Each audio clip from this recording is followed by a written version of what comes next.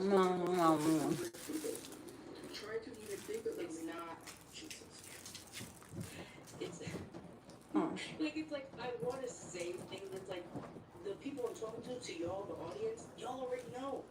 So it's like, why am I repeating myself? Of course, y'all know the 1% isn't just rich I want people. more shrimp. It's I like think I'm the gonna make more super shrimp. duper billionaires. I gotta boil There them are a though. lot of It's rich, like I didn't know wealthy people. shrimp And Sophia, it's can be okay like to boiled just like be so quick, stable, like to be literally like accomplished. so quick, A lot of people like don't literally have like that quick, either. like 5 minute You want type to go shit. from 0 to 100, and Hello. that's never gonna happen. I'm like really swollen right now from my face. You're tired. You don't have time to come home and think about starting a business or getting more I crazy. It's know. all about the fucking business. It's all about the fucking My eyes business. too, like it feels swollen as fuck. Like That is one I of was gonna wait till the 12th of her downfalls. to go to a She's doctor in the convinced US, but that she needs to have a business. well, I'm gonna She go, will but not like achieve success until she's I had just her need own to know business. like now. Sophia, that's never So gonna happen. yeah, It's make never my gonna happen. appointments. It's At pretty least at the expensive, but scale that you think it should be. I think it's like Go have a business that's gonna be it'll help over 2 reduce anxiety and So just now we have like. a legitimate business. And after I get the results, and I could like literally take it to a doctor. Um, Here in Mexico, because like what kind of bullshit is like they literally. No, I don't even talk about it. And during this whole time, because you have the time. The people who are also homeless but who are working, they don't have the time. You do. I'm really bloated. You created a plan. My face, No, like this is what the fuck my you do. throat. It doesn't matter. I'm eating shrimp. I'm eating shrimp and some tacos. And you're not a smart person. I might make more shrimp That you kind of have to laugh at. She thinks because I got some more shrimp still. But next time I'm gonna buy shrimp that like is already peeled. I think I just eat shrimp poop. Cause no, no, Kitty, it's my shrimp. Please fuck off. Please fuck off. Fuck off. Hell no. I'll give him the shrimp poop. Like the poop on the spine is like literally poop. I'll give him that if he wants. Anything else? No. We know that. We've been Let's see. Let's test it. Let's test it if my cat will eat the poop on the shrimp. Don't try to flip it on us. No, it doesn't work like that. Let's see if he eats that shit. Wait. Hold on. Here, Kitty. You want it? Here. Oh yeah, he's eating that shit. Literally, he's eating that shit. Yeah, I'm like so bloated. I have my hair down right now because like my face just feels so swollen, and that I can't like, and so do my ears that I can't like I cannot like. Prito! I don't even want to scream. Like I don't want to talk low because like when I scream, it's like hurting and straining my fucking throat. My bad. I don't know. It's swollen, bro. Trust me. Like it's swollen. I literally. I'll like show everyone my freaking. Cause like I think they give you your test results like within like literal hours, and I'll like literally like green like cause they send it directly to your email. On my breast are literally like literally. They're literally. They're literally lactating. I'm not pregnant. I've never given birth. I am not on birth control. Okay? Like, okay. I'm like, oh, like, I'm not lying about that. Like, I'm not lying. Today, I barely noticed. Kitty, get the fuck away from my fucking food. Get the fuck away. Today, I barely noticed that under my breast, I literally have red stretch marks, as in they're freshly new stretch marks. As in my boobs are getting bigger. Why? Because of the lactation. That's not good, you know, that's not like, that's not normal. I'm not kidding, dude, like, I'm not like, dude, I'm not even kidding. Huh? No. I'm not kidding, dude. Like, oh my god, people think I'm like, nobody thinks anything, but like, whatever. Yeah. Yeah, I feel like my breasts, like, they feel really, like, tender and they hurt.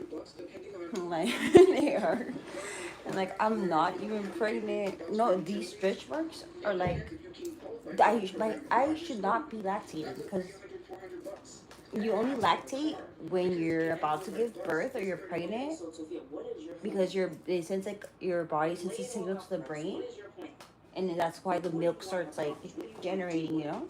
I am not pregnant. I am not pregnant, like, and I've never given birth. I know I'm not on birth control either.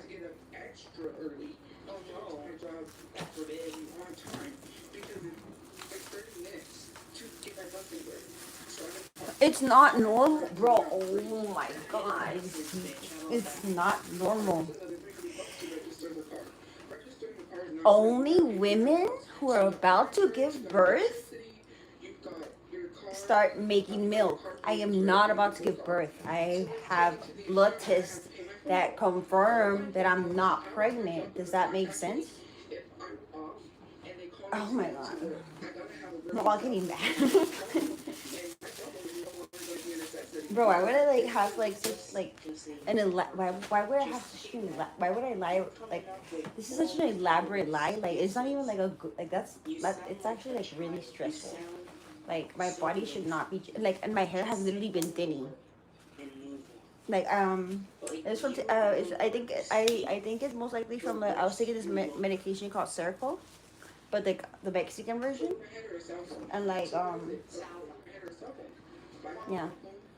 There has been, like, I've experienced this before from, like, antidepressants, like years ago, like, my body started, like, my boobs, like, started lactating, like, years ago from, like, I forgot what medication. I think it was, like, Latuda or maybe Abilify. I don't know, like, some of those, Latuda, Abilify. I don't know. I've tried a lot of, like, I'm sure it kept me out. What?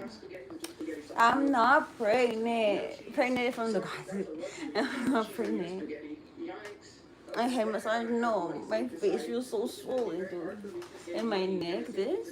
Dude, my face is not like this. Is literally swollen, dude. I'm not even kidding. Like, sometimes I can't even speak, and that's why I try to talk fast, and it sounds like I'm talking like under my breath or whatever. Cause, like, sometimes, like, I'll be talking and I can no longer talk. Like, I'll, like, have to stop. And, like, I know it is my thyroid because I literally, like, bro, how y'all gonna tell me about my own health? I've been to the freaking doctor. How y'all gonna tell? I can literally prove to people that my boobs are lactating, and that alone is hormonal. Your thyroid has to do with your hormones as well, bro. I'm on, man. And, like, yeah. Yeah.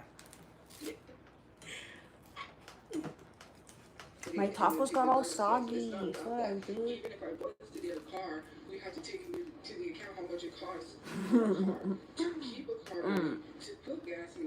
Why am I toxic? Why is that being toxic, dude? If anything, my body is, like, literally inhibiting some type of toxic, like, it's kind of like toxic because, like, my brain literally received a signal to the, what, I forgot what the gland is called, that, like, when that, like, sends a signal to, like, to create breast milk. Why? I'm not pregnant. Like, I don't know. You were blue. I'm all, like, hiding my nose because my nose is literally swollen up too. Hey, get the fuck away from my food. I fucking hate when, like, with any dog or ant or cat stares at me while I'm eating. Yes, Sophia, I'm perfect. I am a perfect being. I am free from sin. Like, okay. I know. Whatever. No, I'm not. My face is so swollen, dude. And my neck. It looks like I don't even have a neck, dude. Like, right here. Oh. No, my breast hurt. My breast. I think I think that part's my fault because I was like spraying, like, okay, so this is so childish, so immature, because it is. I I was bored and like I was sending a video to someone of like that, and then I saw my cat like from a distance, and then I like aimed it at him, and like it like squirted at. You know, have you seen those videos on Facebook or like YouTube or Instagram where it's like a prank, supposedly a dumbass prank, but you can tell it's like staged, where they like spray someone like with a little ring with water? Well, I did that, but with like my yeah, you know, but to my cat, and like he was like looking around, like he's like, what the fuck was that? And I just kept doing it, and he had no clue. He had no clue, like we're fucking stupid, bro.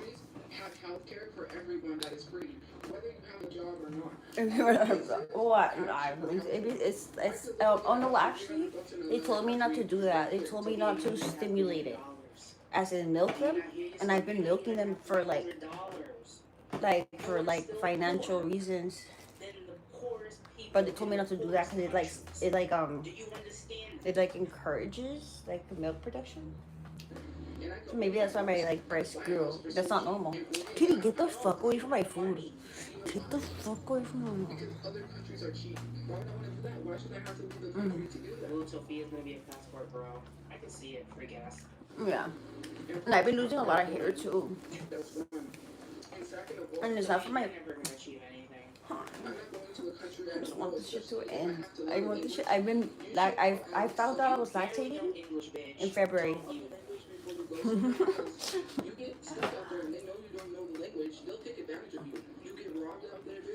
And when I eat like a lot of sugar, like my face and my neck like swell up. Like I'll literally look like a Roblox character. And you don't want to spend time in prison in another country. I want you in prison. The prisons over there are not America. Excuse me. So I do have hands on. Why are you asking? I have my health. Look, dude, oh my god. That shit like what? This is a new sweater. I actually got it in the mail today. I have two of these exact ones. I have two of them now. But okay, back to what I was saying. Like, bro, like right now they're like. I don't know. It kind of feels uncomfortable. We haven't done that in a very long time.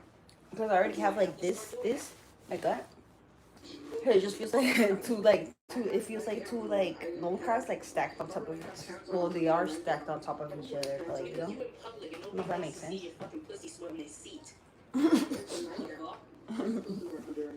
Not pants. Why do I need to have any pants on? I have. She leaving her mark on all the seats and everything like a goddamn slut. If I have to remove from the reason, You're a fucking cat looking at me. look under my nightgown. They will smell that you were there. Alright, get the fuck out of here. Oh, I love you too. And if anyone can contribute, like even $1 or something, because like my labs are gonna be watched. Oh, I'm using it, but oh, I can't. Never mind. I was gonna flash something on my phone to the screen, but I can't because it's like I'm using the phone. You think so because it's women? Sophia, that's actually very misogynistic. But you think because it's women that Okay, it's in my email. No, I wouldn't want to see that. Ew, yeah. I don't know. Maybe I would wear something like that. Again, that's all a victim mindset. I don't want to get into that because that's saying, oh, I have to dress a certain way for men, and that makes sense. It better detect my face. Maybe it won't because my face is getting more swollen. But you should, not just for men. Never fell in love till I fell in love with you. You say Gmail? It wasn't like that.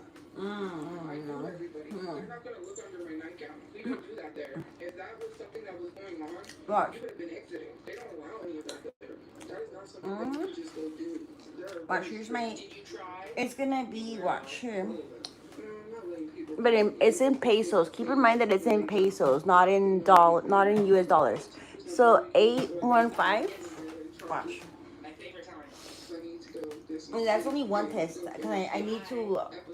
Cause like I don't know, for some reason I couldn't do it through the browser on my phone. I had to do it through WhatsApp to make the appointment, but it didn't show the option of the other. I did get two tests done. That was just for the thyroid, and for the prolactin, aka the breast milk thingimager. Like it like costs like less, but like watch, it's like how much was it? 8, 20 pesos to dollars. It's gonna be like $50 this test. And then my other test is like go for the milk. It's 50. It's gonna be like more or less $15. So 50. Wait, 50 plus 15, 65, like $65. So if anyone can, like, I'm not even kidding, bro. This is like literal, like, if you don't believe me, like, you can message me on Telegram if you send a donation, and I'll literally show you in this exact moment. But obviously, I'm gonna go to like my living room. I'm not gonna do it in front of the camera. Like, I can literally show you that I'm lactating. Like, even though I shouldn't do that, because like they told me not to like stimulate it, because it promotes like milk production. But if you like contribute, like even if you contribute like $5, I'll like show you. I'll literally show you. Like, I'm not kidding. And then you can come in here. Or, okay, if anyone messages me right now, even if you don't donate, but you have to come back in the chat and say that I'm not lying about the breast milk.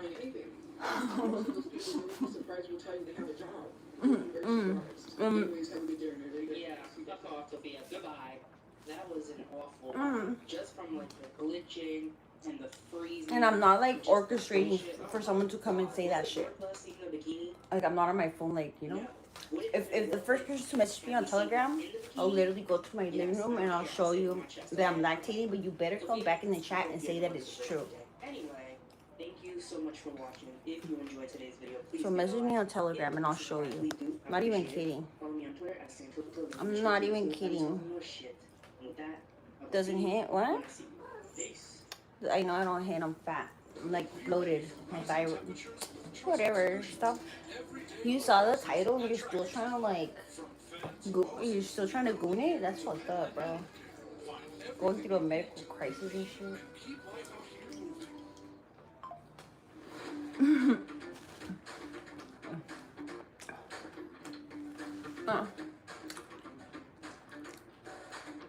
Whatever's.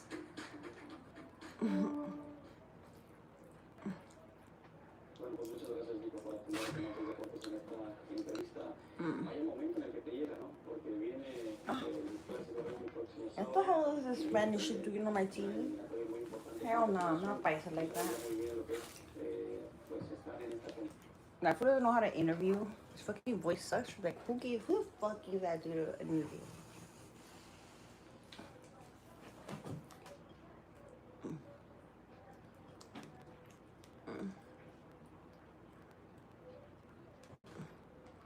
Huh?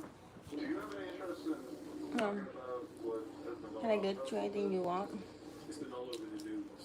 You're not serious, you liar. Did you see in Flacco's video? They got audio of K7 saying that Big Gloves was handing out knives backstage. Who's K7? Testified under oath that YG brandished a knife during the fatal backstage brawl that took Draco's life.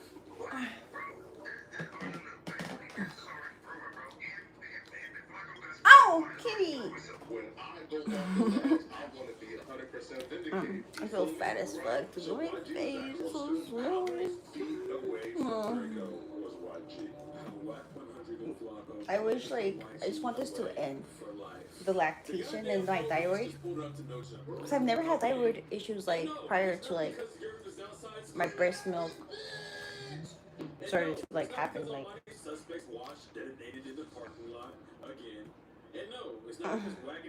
It's kind of scary.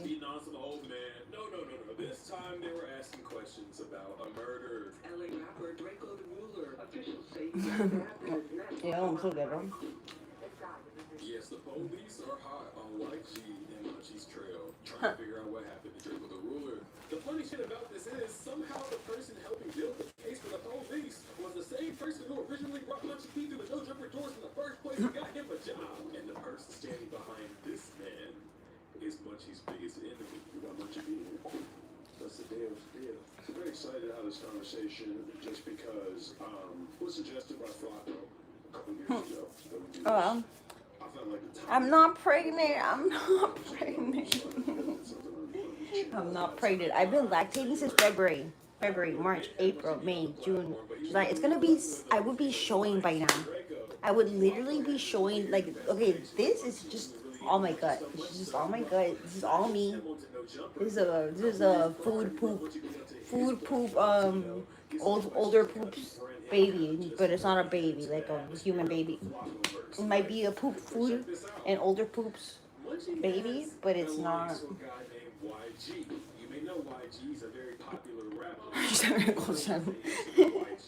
An orbit. I got impregnated by an orbit. There's people who are always in the chat saying, "Oh, there's an orbit." It's literally just like linked, like being like when like you like I don't know what they call that, but when like a light beam hits, and you're like in a dark room, and it like hits like through like a sheer curtain, and you can literally see all the dust particles or debris, whatever, like floating, like I'm okay with anything. Hey James. Yeah, so I need. So y'all should contribute towards my. Well, I'm gonna get them done regardless. But like, it really helped because I need to watch my thyroid test. In pesos is 8.15. So you have it. I did it for tomorrow. You're hairy? No, I'm going bald, bro.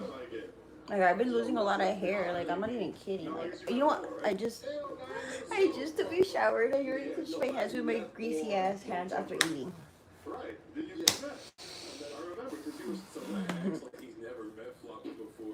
You want my number? Well, I don't wanna like. I don't wanna dox myself. Maybe you message me directly. Oh my. Oh, no, like I want something sweet. You need to shower. I did take a shower. Someone told me you need to shower. How dare you? How dare you say that? I did take a shower, bro. My hair is literally wet right now. I mean, not wet, but it's still like not fully dry. Bro. How much you need? Well, I don't expect anyone to cover it entirely, but watch here. It's in pesos, obviously. Watch, see. It's 8.15, which is 50. It was like $50. Yeah, tomorrow I need to get my thyroid check. It's like it includes well, they just check like a bunch like all T3 leave free T4 ultra, and they also do an ultrasound. So like I don't know, I think it's really neat because like in the US I went and they were like telling me that they swore up and down that they were gonna upload my results to the portal. And then I like, and then they were like they were supposed to like give me my username and my password at the front desk, but like it was almost gonna be like closing time. It was like about to be 5, and that's when they closed. And like they got busy, and I just like got like not desperate. What's the word? Like I was just like I got tired of like waiting, so I just left and shit. And then like they just called me saying, "Oh yeah, no, you need to come back 3 months. Like you have to." Well, because they obviously saw something. Because like I'm literally lactating and I'm not pregnant. Like, like yeah, they're gonna fucking see something like because like I'm not pregnant. I'm not fucking pregnant, dude. And I'm looking like, dude.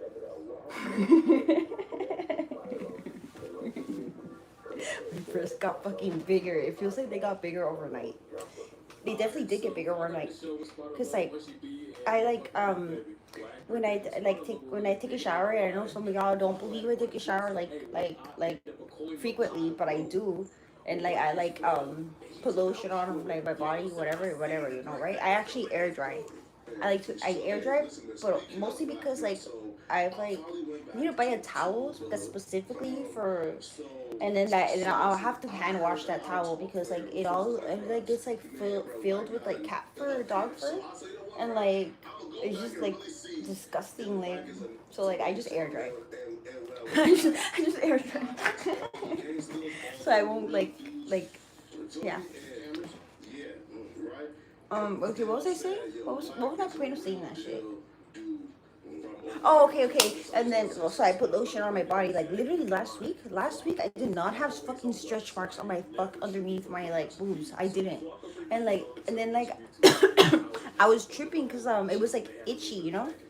So then I decided to look, right?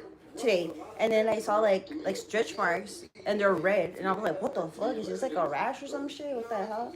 And I asked ChatGPT, and they're like, "Oh, stretch mark. It's more than likely stretch marks, and they're red, so that means that they're freshly like new, like they're like new, like you know, like they're like, bro, what the fuck, like, what the fuck, dude? I'm just like, what the fuck, like that should trip me out, like, cause like I feel like they did it. Did that person send me a clown emoji? Oh. That's fucked up, dude. And so like they did get buried. This is like kind of like, dude, what the fuck? That shit's crazy. Like I don't know, they don't look that big. Like everyone's so used to like seeing like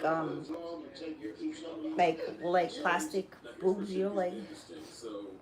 But mine are like, I mean, they're not even that big. Like they're like. Honestly, I don't even know what size of bra I am. Like I used to think I was a 38C, but apparently I'm not. Like I don't know. Actually, I need to go get fitted for a bra. I need to get fitted for the correct bra size because like I don't have any bras. So, like I have a bra that I like. It's like a t-shirt bra. It's like a thin bra. Mm.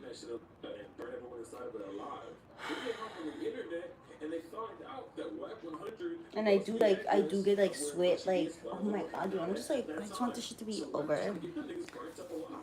I have two of these black specific sweaters, like these. And y'all think I wear the same shit. I literally got more than one black sweater too. Oh, I just want it to be over, dude.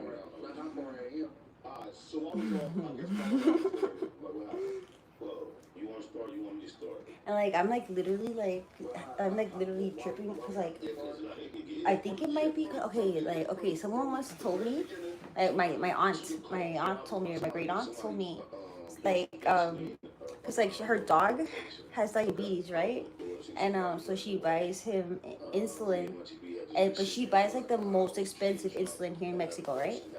And like she was telling me, yeah, because like some medications like they might like be cheaper, but it's because like they're not as like high quality as like, okay, yeah, she told me that, right? Like and like the medication I was taking, it was an okay. I feel kind of embarrassed to say this, but it was an antipsychotic, which is like technically an antidepressant.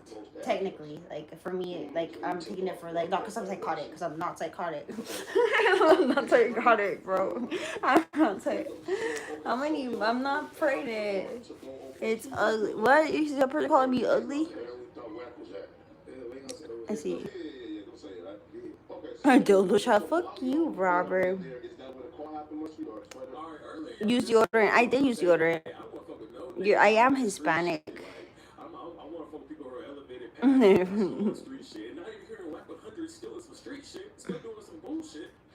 Oh, you guys are mean. Whatever, I don't care. Like, why is that? There's some strange allegiance that Flacco has to whack that I don't really understand.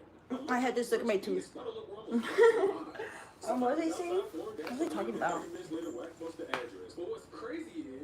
Totally forgot. Also. Okay, yeah. So that's like, so I was buying like the generic version of like, okay, there's a pharmacy, and I went with a specific pharmacy because it's like convenient because they literally deliver that shit like for free. They deliver that shit for free. I'm out. Dude, leave me alone. I don't care why you have to be mean, Pito Wango. I feel like you're like I think I know who you are. Like that's fucked up, dude. Like I don't know like why people. I'm gonna block you right now on Telegram. I think it's you. That's mean, dude. Like whatever. Just like you found me. I didn't find you. So just leave me alone, bro. Like why? What? That's so unnecessary. Like you don't have to be like mean. Like why do you have to like be projecting like negativity even though it's like you know like you could be anonymous. Like, and even if it's just for like 4 minutes of your day, like, why do you take time to like I don't get it. No, I need to shower. I took a shower. He's not jealous. He's just like in like many guys who just like behind like they low key will fuck anything. So they low key just like see people like maybe they'll be like, oh, you're not that pretty, so you should like let me like hit because you're like what's that word? You're like what's that word? Is that maybe that like you're like ugly? There's like a specific word. You're not your beat. There's another word. It's like a trendy word. The you're busted, like something like that. Yeah, like so they probably like believe oh like you should like there's people who think like that. There's guys that think like that. And like he definitely gives that energy. I'm definitely gonna block him on Telegram. Like, and then that person's like local. That person literally came and like messaged me. So I'm just like, bro, like I don't know, like yeah, you can think that and maybe it's true, but like doesn't mean I'm gonna like. Hey, what is that little kitty doing there? One of those stray kittens is like literally like getting too comfortable. Like he needs to get the fuck out. And like you threw up all over the floor. What? I'm just gonna ban you so you can go like just leave me alone. I don't get it. Like, and I've been like really emotional lately too, but I'm also like hormonal.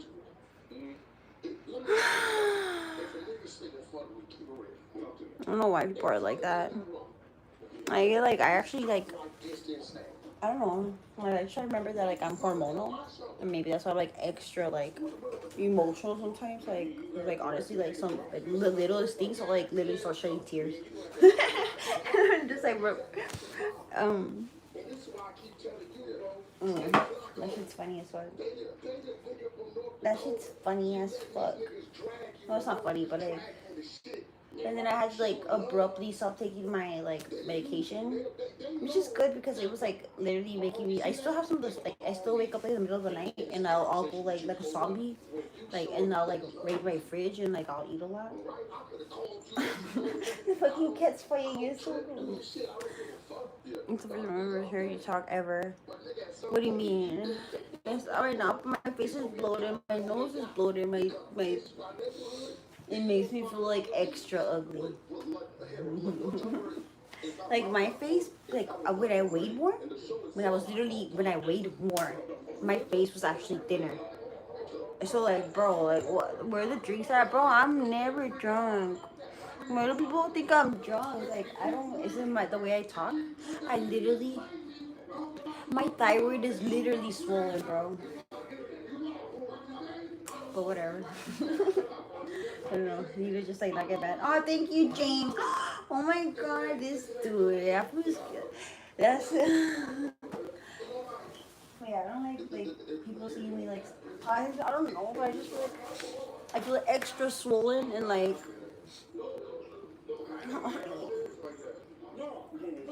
That's why like I'm just like on the 12th I have a doctor's appointment in the U.S. But like knowing them, they're gonna be like what if they don't like you literally need a referral for everything, but like I literally have to qualify because I'm not pregnant and I'm lactating. Those are like two big indicators of why I literally should qualify to get a referral to the doctor stuff for like hormones. Like I literally like qualify. Like those are like two big indicators that I literally am a candidate for that because I'm not pregnant and I'm lactating. You know, like that's. And imagine they tell me no. Like I'm gonna be like, bro, what the fuck?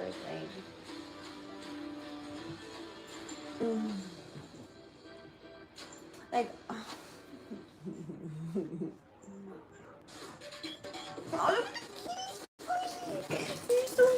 Hey! Stupid bro. Fucking stupid ass dog. Oh my god, is James still here? Dude, watch, you wanna see the freaking I don't know if you've seen the fucking German Shepherd. Watch, let me show you. Look at the full recovery she's made. We still have her. My cousin that lives in North Carolina might adopt her because he has a German Shepherd too. But I think he's bullshitting. I hope he does because like she sheds like a lot of fur, and like I don't know, she sheds a lot. Much. Right.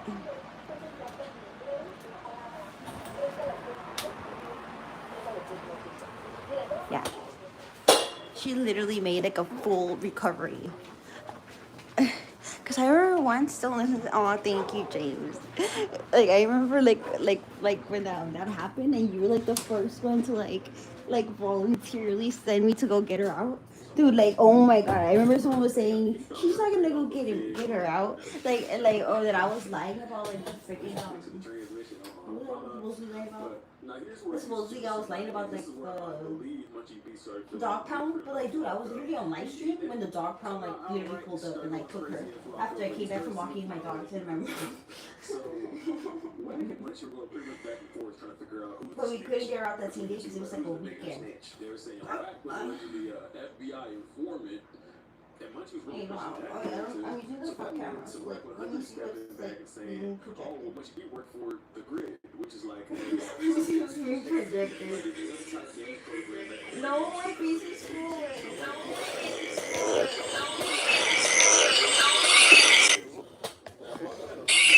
No. Oh shit. Did y'all see my fucking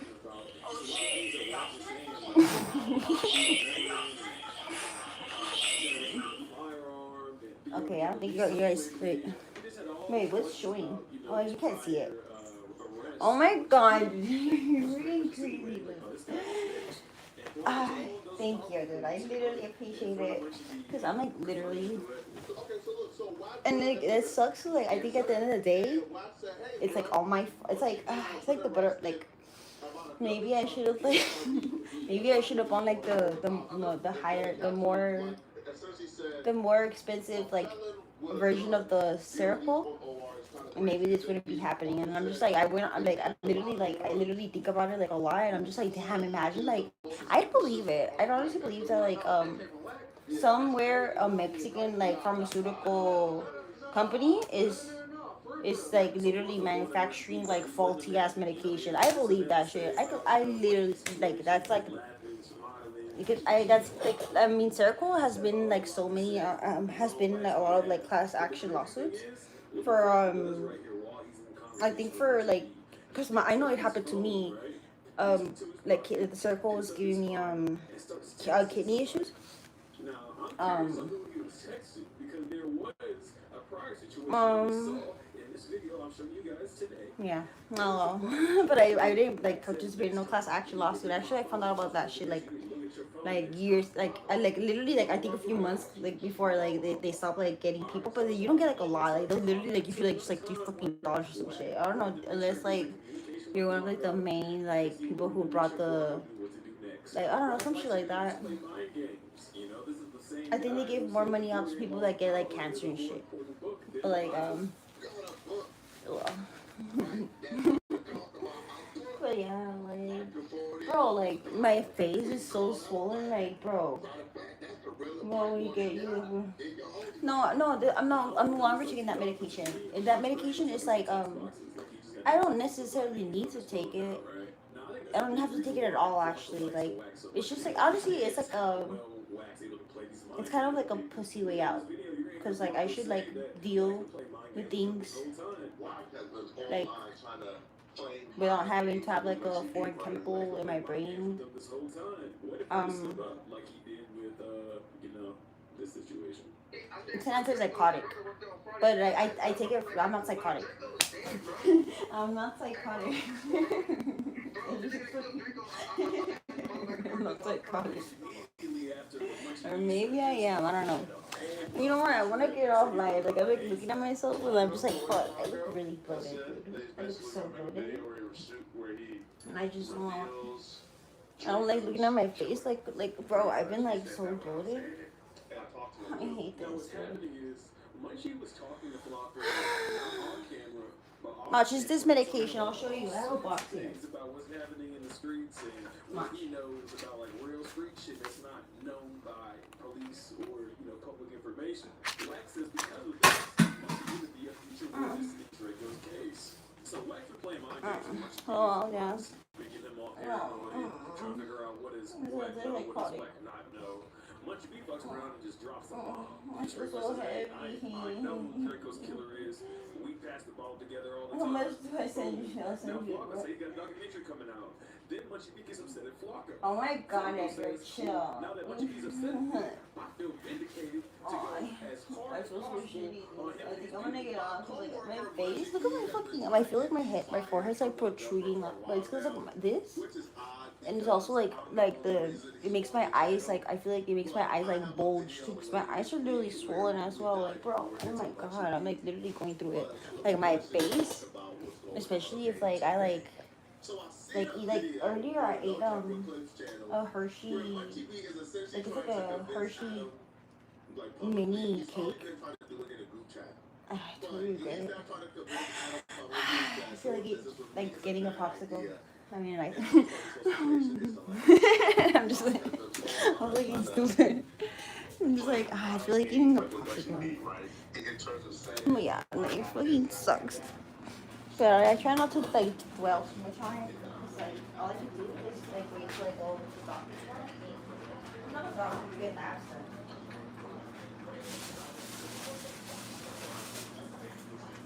And honestly, it's like really neat. Like, I mean, Mexico, like, yeah, they have like the cartel, like, and all that, like that, all that bad stuff. But like, it's kind of neat how they do like their, well, not really, not their public health system, medical system. It sucks. It's trash.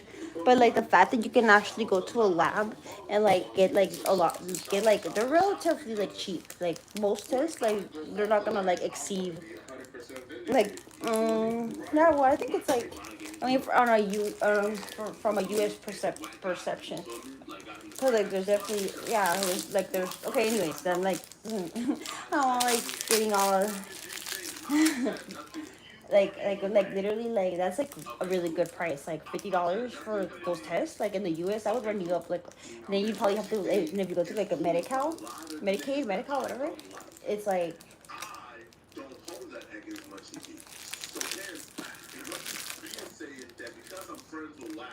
And then okay, so then I get the labs, and then I can go to whatever doctor I want.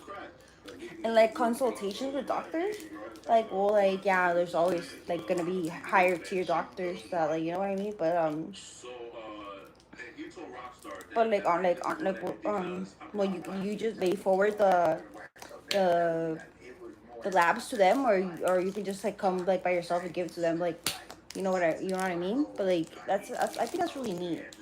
I don't even know. I still like haven't decided like where would I even go. Like I'm gonna have to like research like what doctor should I go to, like just get their second opinion, you know? Cause like I don't know, like the Medi-Cal, like they're fucking bitches, like.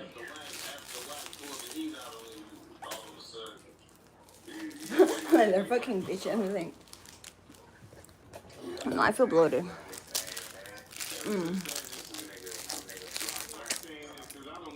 They didn't even give me my portal information to get my like, so I'm just like, that's what gave me more anxiety, because I'm just like, bro, when the fuck am I gonna find out?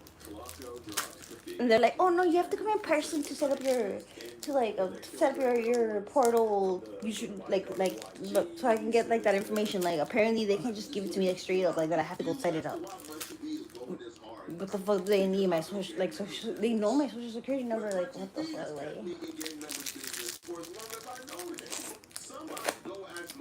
And I think that's to do with that they're trying to implicate like that technology where they can like literally like just like with a camera. Crazy.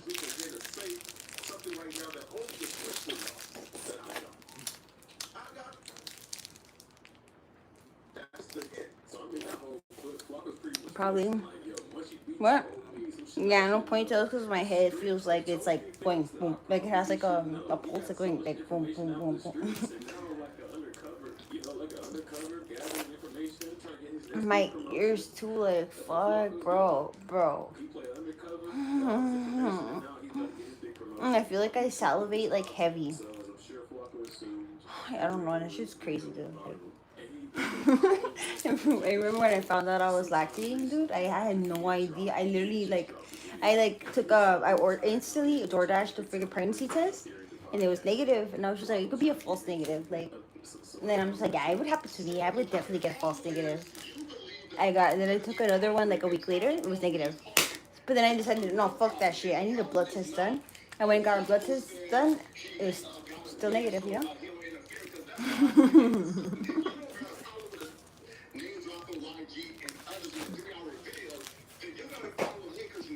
What the heck?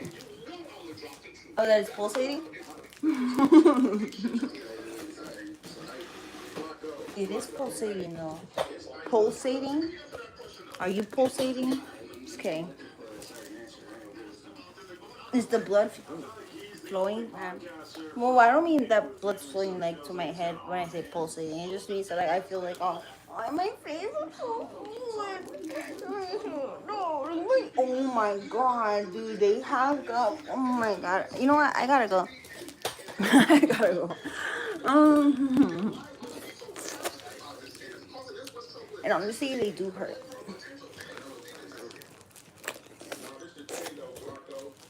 Hell no, dude. I'm gonna go. The hot Cheeto girl. I don't even like hot Cheetos. I'm leaving. Bye, everyone. Ew, I almost got a hair on my popsicle. It's so sugar free. Just saying.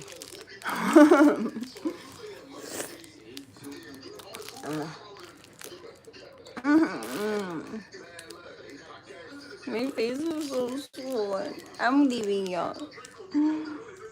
Because I look so swollen. Okay, I'm gonna turn off the light and I'm gonna use the flash on my phone. And if I look more fat than I anticipate, I'm gonna get off. Oh shit, it almost fell. I'm scared. Okay, hold on. If I look really fat, I'm gonna get off. I know I'm gonna look really fat, but still. I'm not being dramatic. It's the truth. My face is literally like really swollen.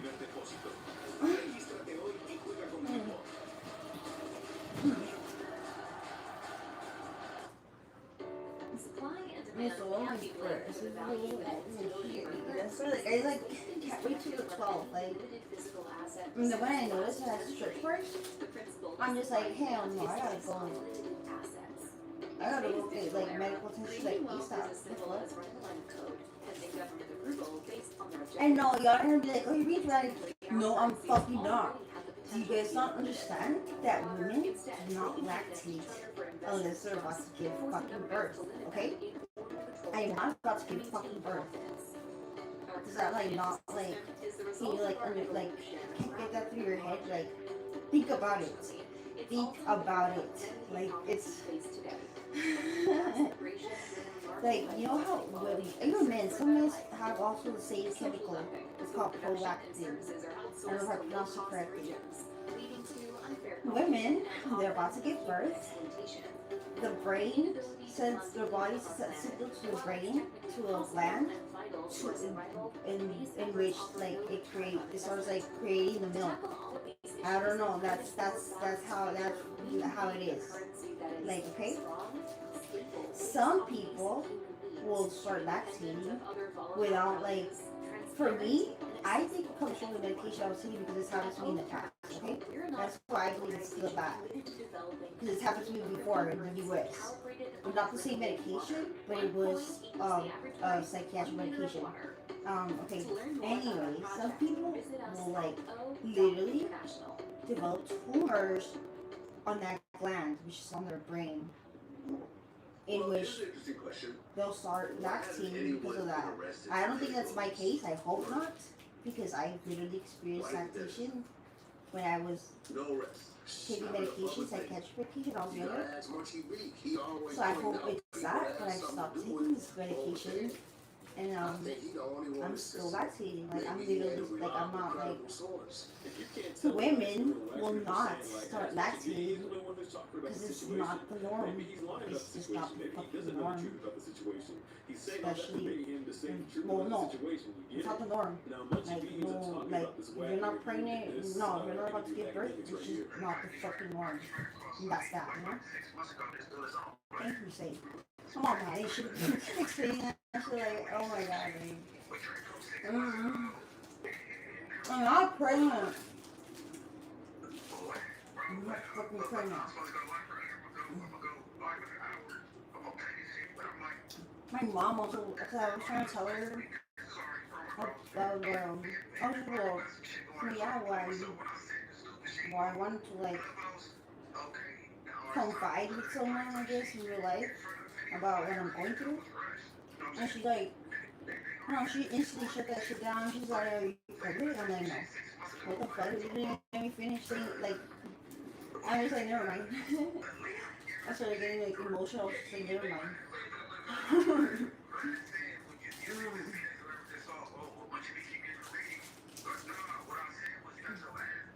No, I've been lactating since February. It's crazy.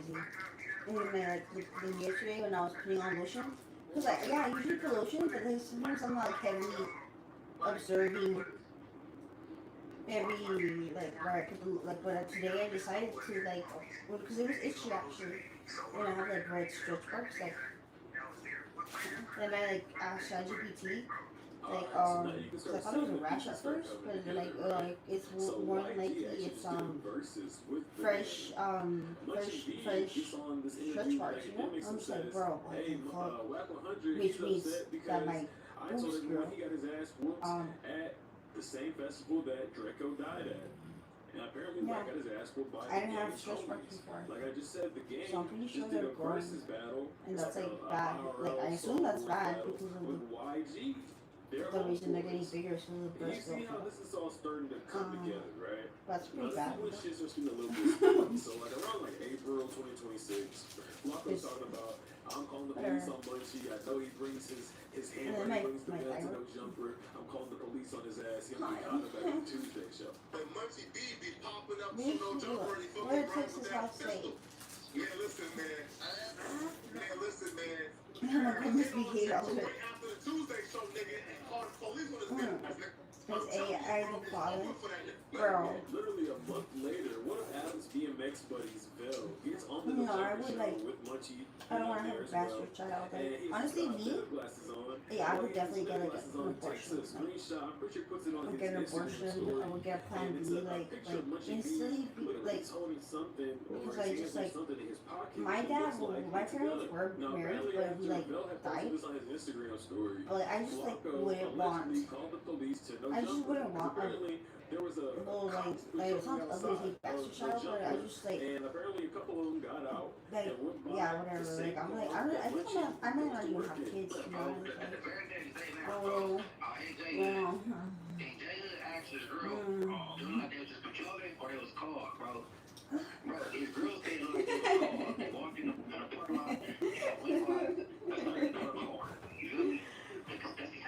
oh my god, you're so fucking, and it's not waking because I've been using fucking weight. No, fuck y'all. All this is going on. Black 100 is talking spicy about Munchie B, talking about, I know he shows up in the Uber. But I have lost fucking weight. And then I can literally, like, if I wanted to, but I don't because I'm lazy, I could literally, like, watch back to old streams of mine, and I can pull up the times that I've weighed myself. I've literally lost fucking weight, like, literally. Munchie's there. Wax saying, I'm here when Munchie's here. Adam saying, no, you're not. So fuck y'all. Y'all are thinking that it's only me getting fat that I'm being dramatic. It's not. It's not. Say that shit if I was sitting in there. Say what? I guarantee you I'm they being wouldn't say mad. none of that. They wouldn't say none of that. Once you be 115 pounds, let's be real, bro. Like, you should be like, yo, Munchie, on some real shit. You a blind dude to take a Uber up here, bro. Munchie B. That's a fact. Bet. Stop talking about that. It's a fact. It's just, I hate when you talk about like people getting hurt up here, people getting. I'm not saying that. Why do you keep saying the Uber thing? Because A, it's not true, and B, it makes it sound like you're I'm not asking for something. pregnant. Stop I saying say that. it takes up every fucking Ew, week. if I would I know, be pregnant so I'm and like here, you're not and it was like a here. girl, I'm here. I would, Not here. I wouldn't name, I want them to name Maria Flick and like I wouldn't name anyone after you. Like that's an ugly ass name. And maybe it happened once, but I don't appreciate you talking about like you could get somebody touched out. Oh my god, I look crazy with my eyes like that. Honestly, like I kind of want to like to mix genetics with like a different ethnicity. So like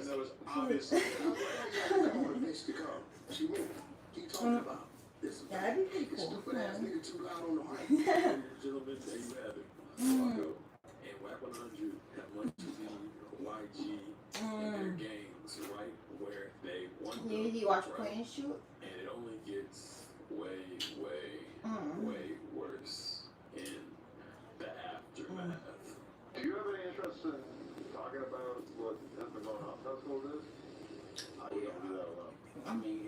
It don't matter because I ain't running the sign or nothing. I low key want to one point and shoot him. I mean, okay. I'm gonna lay out the whole timeline that They're only 49 calories. All dumb, dude. What are these like CHP, California Highway what are these Patrol. fucking they come here. what are they They're called? looking for Munchie. And What today, do these like? at, I don't know, 11 a.m. Would it be a company? What are these food companies like think that are like, oh, let's put 49 calories. And like, cause if they see 50, they're gonna be like, oh, that's too much. And they again approached Josh, and for some reason, Oh, they're just like, nah, 49. I mean, okay, I'm gonna lay out the whole timeline that yesterday, Bro, sheriffs, oh my god, oh my. And sheriffs, if I make that on my face, CHP, it's bad. California Highway Patrol. I know that's also They come so here. superficial. they're Like, looking for Munchie. And today, it's like going on live is like low key I don't toxic. know, For me. 11 a.m., 11:30. Like, honestly, like I think I might, like, I might, like, as soon as I can get like more, truck or something, I guess. like more, like And they again more. approach Josh and So, for but some reason offer more like, information. I want to get They like say we're a looking for firm, Munchie like and Adam. a And then firm. we're I just want looking like for them low, because we like want to have a conversation What can I say, like, about I just an wanna have, like- investigation that we're doing like into the murder of Drago the Ruler. We were all literal, like not anticipating when you were statistics. coming here Just like I today. just want to like We were all kind of expecting know that it's like the getting cops to just better. like pop out of the car. And it's not pulled affecting up, me like in a and bad have a way. conversation with The your parents. just like the lactation and all that. Yeah. But you're Cause not I'm worried not about pregnant, having that conversation or anything?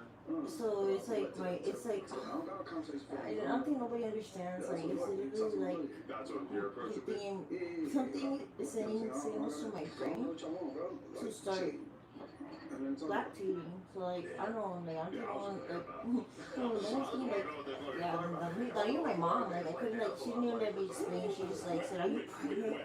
And I'm just like, "No." But like yeah, it's like kind of like serious, you know. Hey, fool. And I didn't like Lush, Lush. So you know what you gotta do, right? Yeah. You know what we know about I'm you. not in the pregnant. No, I'm city. not on birth control. Fool. I've never even taken birth control. I think I'm Plan B, but that's like a form of birth control. Not like the birth control that's like It's yeah. been all over the news. Um, YG detained by police so they can execute a search warrant into Draco the Ruler's murder case. Some people have suggested that YG was involved somehow because he was set to perform at the festival and pulled out after learning about Draco the Ruler. In a recent song with YG's, he says, "They say I murdered this, they say I murdered that. Well, if that was true, you'd be a fucking rat, and I'd be in the cell sleeping in a fucking rack. But too bad that ain't a fucking fact. I got paid $600 for that show, so why would I tell her to fuck it up though? It's a fact, you should know. Slim just died, I was worried about bro. I came to get the dough, was finna hit the stage, then I heard how y'all heard somebody got hit with a blade. Next thing you know, Draco the Ruler's security guard that night testified under oath that YG brandished a knife during the fatal backstage brawl to Draco's life. He claims YG had a knife and slashed it toward him during that deadly backstage fight. The security guard said that YG, whose real name is Keenan Jackson, was wearing the ski mask, but he recognized him because of his haze wives. Poetic Flacco takes to YouTube and says YG Security, who goes by Gloves, was the one who brought the knives to the fight against Draco. Rap 100 takes to his show on No Jumper and says, Man, I don't in like fact, people. Gloves did not hand out That fool had like the craziest but punchlines. he did place YG at the scene of the crime because he had to have been in proximity of his own bodyguard. Yeah. Check it out in this clip. Oh, it Did you was see so Flacco's fat video? They like got audio of this, K7 dude. saying that, But I don't wanna be like holding on my Gloves big was ass handing head. out knives Like backstage. my head's really big as fuck, like bro. Like literally, not like you know, like And that when we're I'm popping looking to some them out. because we want to have a conversation about an investigation that we're doing into the murder of Draco. We were all anticipating when you were coming here today. We were all kind of What is expecting that? Oh, the cops to Is that just like crazy? pop out of the What do you car mean? when we pulled up Is that and crazy? have a What do you mean, conversation is that with you. crazy? I was Apparently, kind of like, fear that. yeah. But you're not worried about having that conversation. I'm got a conversation for them because I don't know. Yeah, that's what Lord, you talk to my lawyer. That's what your approach would be. Yeah. I don't know what y'all want, bro. Like, shit. Oh. I mean, talk about. Yeah, I was gonna hear about it. I just want to know what they're talking about. And with the whole lawyer thing, it's like, damn, I'm a lot of money for some. Wait. Hey, fool. Lush. So you know what Check it you out. gotta do, right? You know about you with the CDs. That's not a lot. Fool. I got you. Like, that's not a lot. Like my ears are a little swollen, bro. Like I'm convinced, like my face is like. It's been all over the news. And like I was looking at thyroid, people with thyroid problem faces, and like bro, like To Draco, the rulers murder Hey, case. Some people have suggested that YG was involved somehow What talent, because he was bro? set to perform at the you festival. believe in white privilege. In a recent song of YG's, he says, they say I murdered this, they say I murdered that. Well, if that was true, you'd be a fucking rat. I'd be in the cell sleeping in the fucking rack. But too bad, that ain't fucking facts. I mean,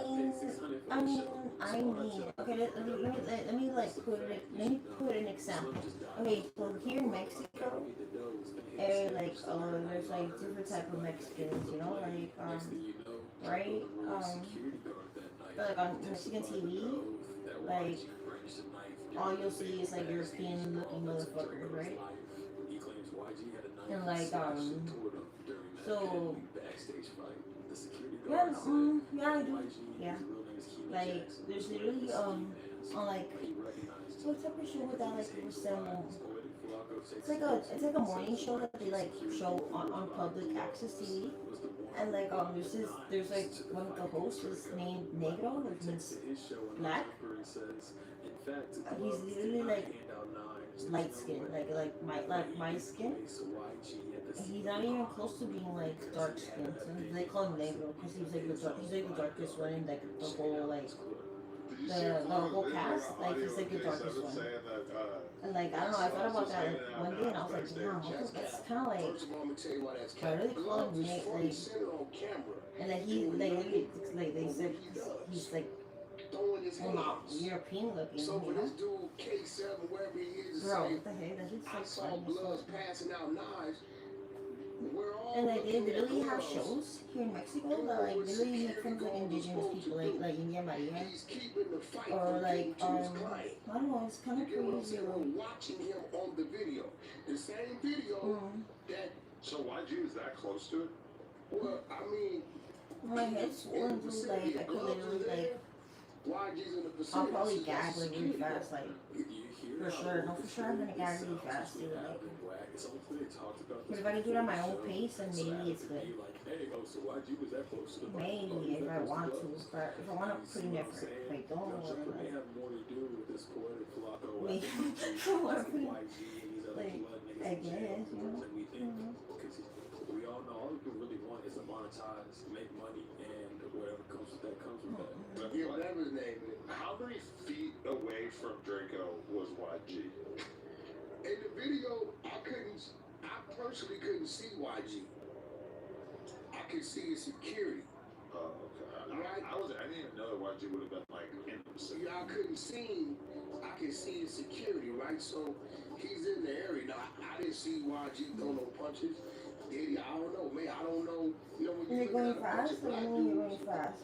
I don't know who ran into the crowd. Going fast down the highway and Rushed over here, rushed slow over down there. and You just kind of see watch two front lines and they watch clash. the wheel, bro. Instagram detectives noticed that Draco Lewis bodyguard said watch that next black ski mask, black shiny jacket. Pablo, that was my black pants stepdad's with a red name. stripe going down it.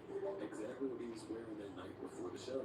If you look at this outfit right here, if I show you the fight, Yeah, that's my damn vlog. What are you talking those about? blood What numbers vlog? in Draco, you're gonna notice. You see the Shut red up, stripes, the Robert. black You pants, the cholo. shiny jacket. With your It all fuck matches love the same picture. description as Get this out of one here. guy in this video, this fight Hey, video. keep it Black shiny real. jacket, a Get red out of stripe on here. pants, black pants. Aw, person told me fan. Aw, that's mean. I'm gonna ban you. Video is the shiesty mask. Now there's something important I need to address. Flacco says what could have saved Draco's life that night whenever Draco Why people lost have to his be life. like that, bro? Like, why do you have to like? I mean, Well, they wouldn't do it in person. would have been if Wack was there to help In the save picture, him. he's all ugly. Like, The it's picture moving of around himself, he's like ugly and too. honestly, I'll be real. Nigga, Yeah, this he's like is not lazy. Okay, y'all about to say it's lazy. cute. I do believe that if Wack 100 was there, Draco would still be alive. If Wack 100 I'm had literally Blueface like- and other artists that were set to perform. Now, I'm not because he sure had, what the like, hell, 5 artists, dude. Wack Honestly, had like, access. So Wack had 100 honestly, people like, with him. If Draco came with 10 people, that's 110 that Wack would have had with him. Wack is also a blood. The game is a blood. Game and YG got their like partnership. They wouldn't have stabbed and killed Draco in front of Wack, Game, and everybody else that's riding with Wack who are bloods. You see how this gets deep? YG has a long-standing beef with Wack since 2019. We talked about this at the beginning of this video. According to Munchie B and a lot of clips on YouTube, people were saying Wack 100 got in a fight with the Game's entourage that same night that Draco died. It wasn't the fact that Wack left early. It was the fact he got into a fight, allegedly got his ass whooped, and he left. It was you see the mind games being played by Flacco and Wack. There's a lot of what's the word? Variables to the situation that's not being fully fleshed out. But Flacco's trying to act like Wack is the only one who could have saved him that night. When apparently, according to a lot of different Yeah, it sources, looks really that's not ugly true. like that, We all know why bro. Flacco would like to paint that picture. No, I'm Number not- one, I'm not they gonna want to smile see anymore. YG, Munchie B. What are these I'm like, people honestly, doing? like- Nah, y'all know why. Because Wack got his ass beat by the Also, I need to stop doing my lashes because like it swells up my eyes even more. They're trying to incorporate as many people It as irritates possible my into Rico, 'cause you know that game. man, my that eyelashes are really the game swollen, YG. bro. And Like, guess you're who's talking not to my there? eyelashes. His little ass hurt about Doing my it. eyelashes like a lot. People trying to act like Wack's so cool with the game. I want to hear that from the game's mouth. I don't know if that's true. I think the only thing that's really holding the game back from going against Wack publicly right now, like being like, hey, no, I don't fuck with anything that Wack is doing right now, is the fact that Wack probably got some shit on the game, and the game don't want to be incorporated in this. Rico's probably coming up soon. You feel me? Now, how I'm going to conclude this video is off with a bang. Who's YG? So pay attention, listen closely. No, and it would look good if I was This whole conversation. Slimmer, my face. Maybe I should get book. What do they call it? Book? Because you know how I'm gonna get Draco. That's why I didn't want much to be on the platform for a minute until Flacco finally convinced him to get him on the platform. And Adam with Look at and it really has like saliva like falling down my mouth right now. When I did that. Man, y'all only need stories about this dude that blew up. I think 34. I'm 29. Around long and thin, shit. The biggest one. I hope like when I like lose weight and like I know I'm gonna have thyroid and like lactation problems. LA will weed off the frogs I pretty hope my quick, face I like think. but it has to sit down. Good. I can't like imagine the day that I'll have like Yeah, YG. Yeah.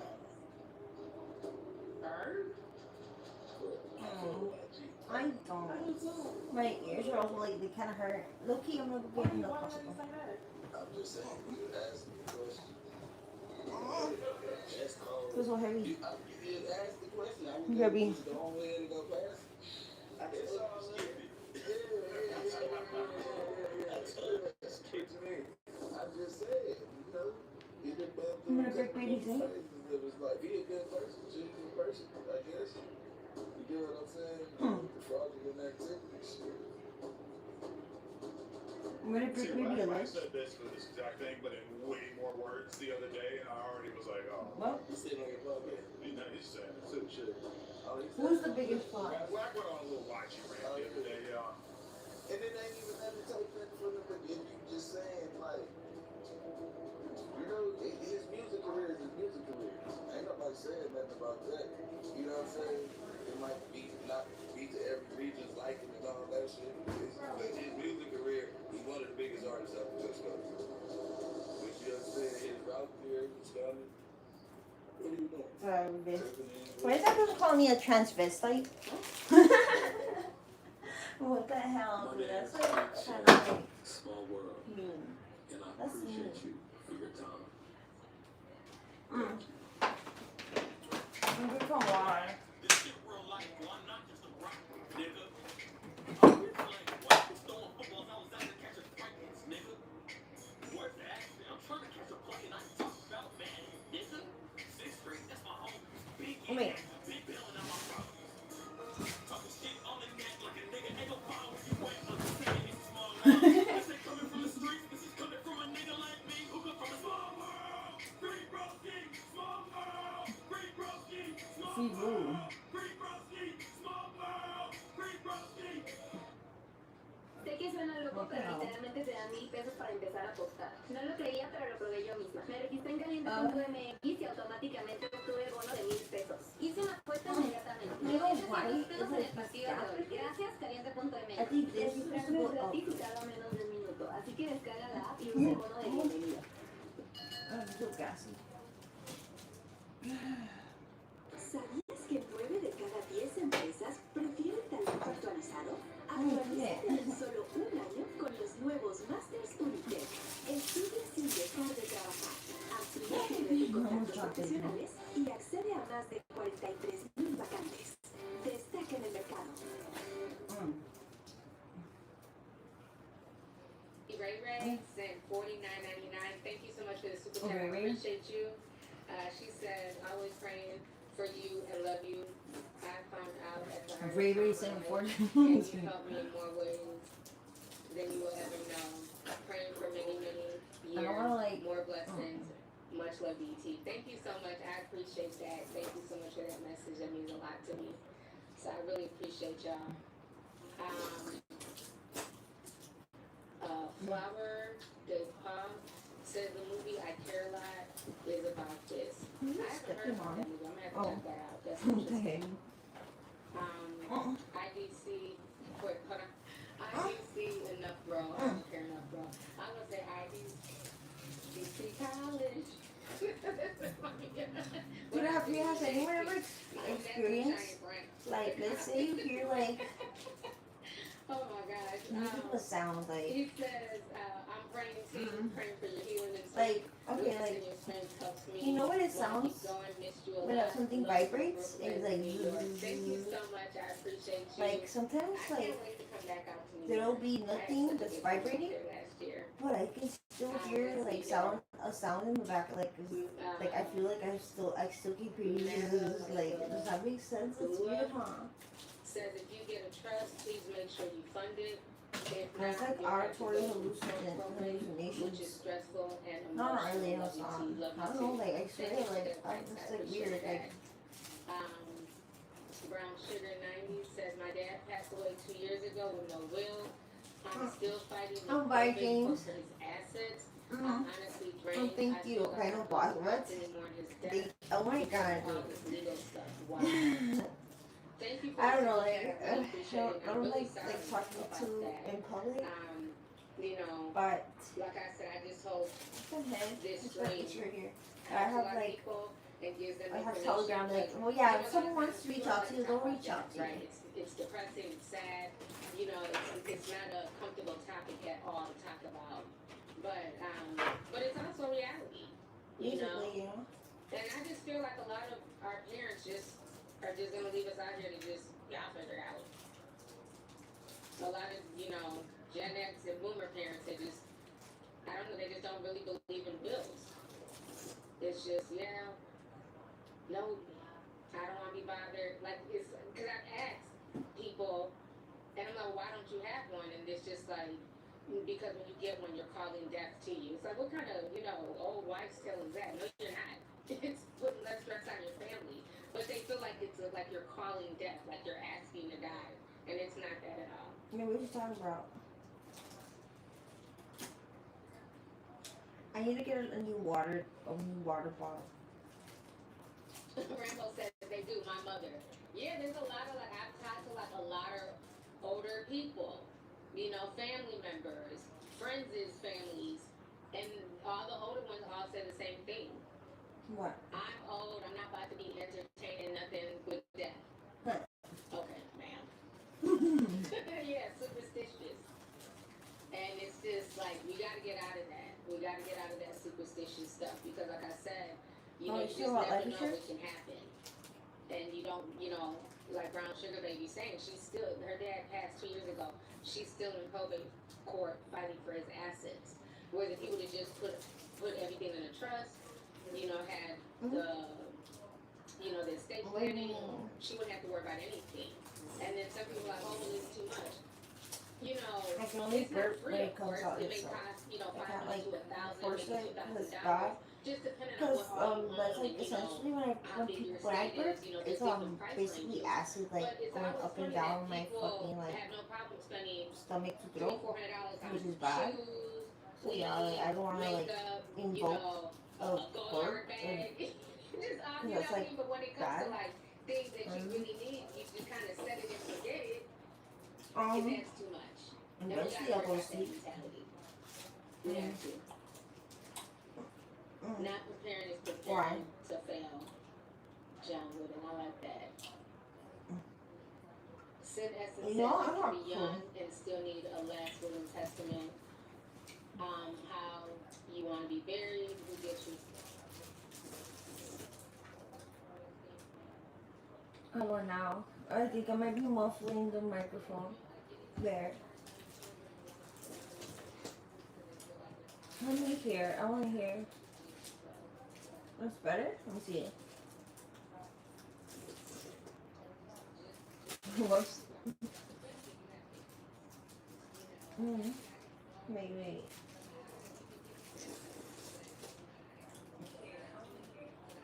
Huh?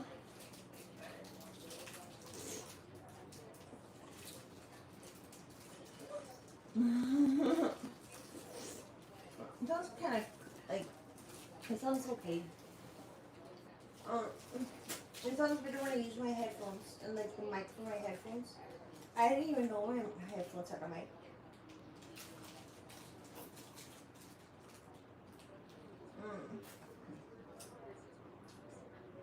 Woo. I gotta wake up early tomorrow to get my medicine. They told me not to eat biotin.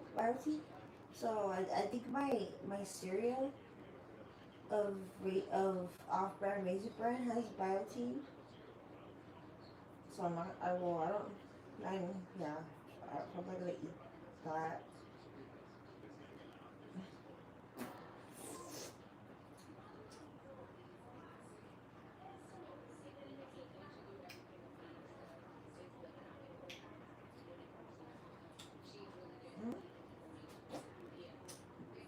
I'm not moaning.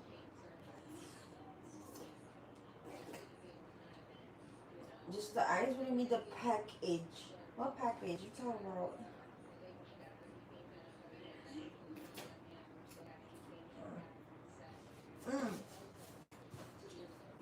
Fucking cat hair. No, that's good. Fine.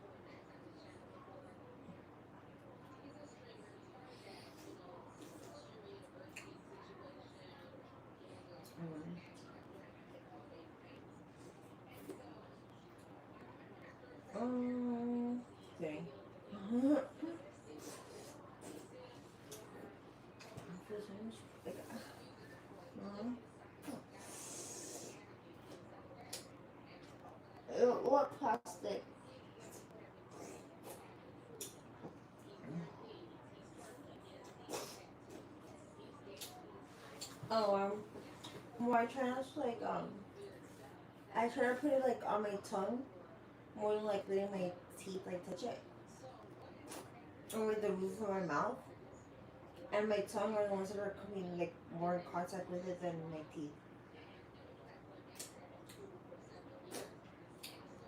Oh,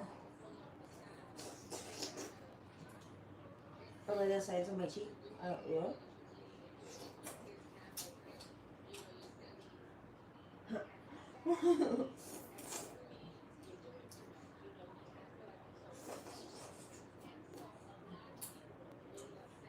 It's the last popsicle.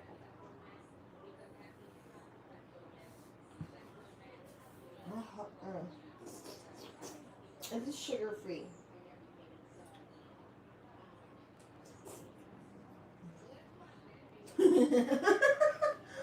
Oh.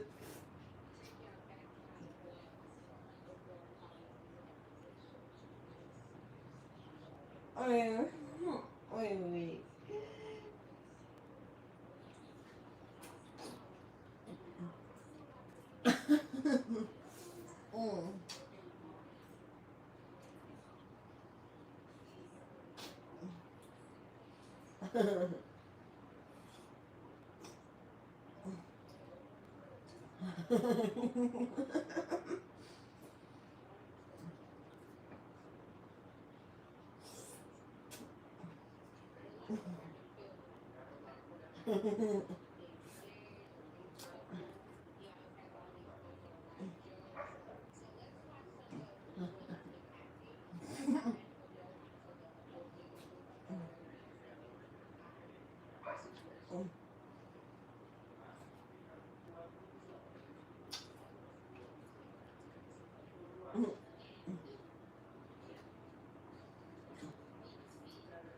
Yeah, so we got this shot.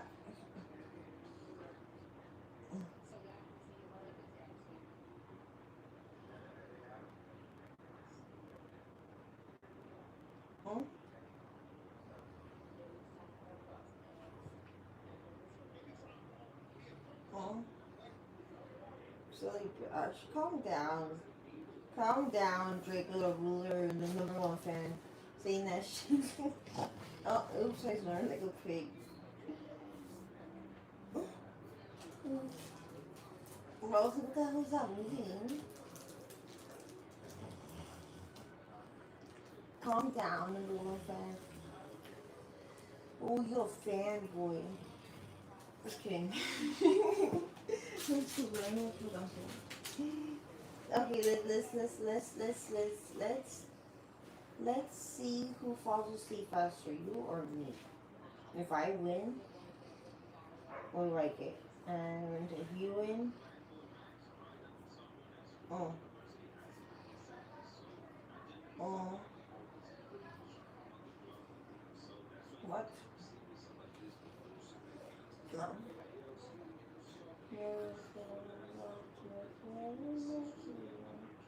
Wishing have a night off. You know how it feels when you like eat pineapple and like your tongue like it's like it feels like the pineapple. Wait, it's like the pineapple like these like eats up some shit from your tongue.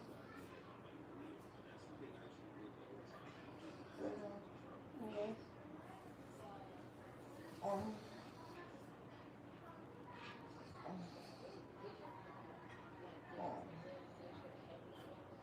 I want to start sleep. I need to start training myself to sleep like a vampire again.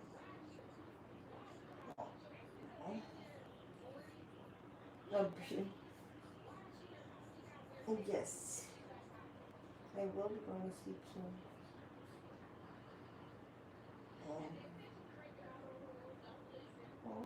I miss having like a show to watch.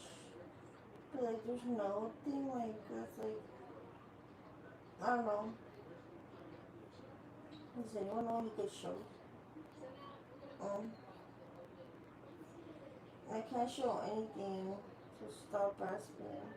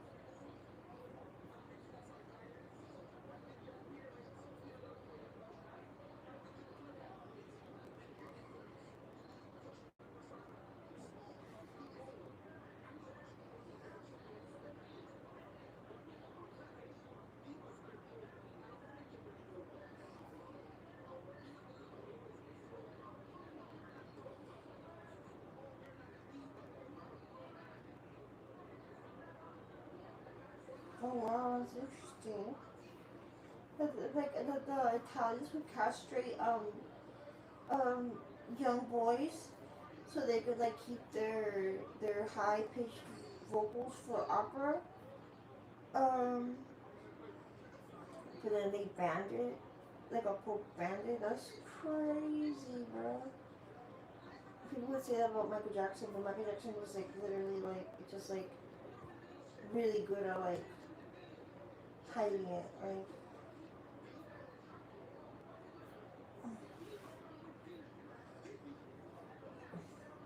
I'm not married. I'm not married. Nobody loves me. So, um, nobody loves me. I used to sleep like this. I can't sleep with my stomach, but like I wake up with pillow face. My face will wake up like, oh no, not like that. My face will be really fat like that. Nah, I rather look skinny, so. Oh, my neck. Oh, oh. No, but oh no, not my ear. Where's my ear showing? Oh, oh I moan sometimes, but it's because I'm like trying to get release gas.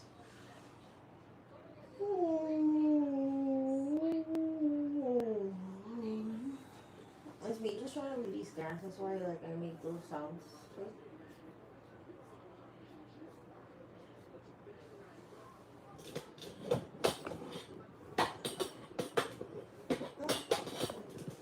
I'm really trying to do all this shit. Okay. I'm trying to push this shit down. I need a big tripod. Wait, whoops. I didn't even notice that I did that. It was oh my god, bro.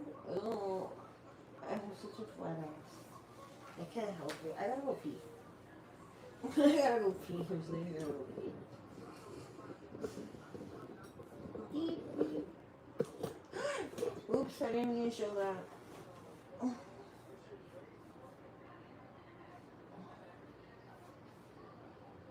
I didn't mean to show that. I'm stupid.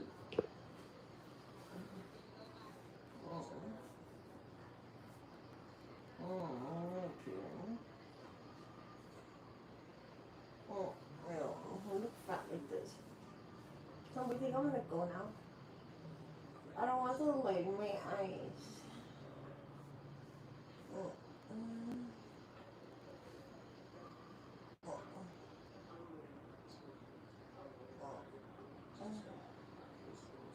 Oh, short and brittle.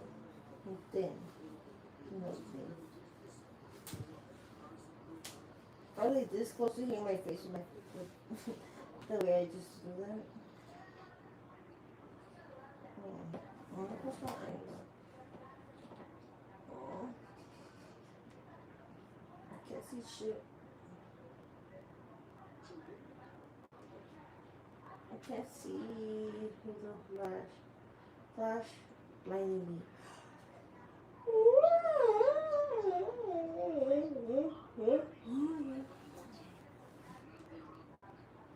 Never fell in love till I fell in love with you.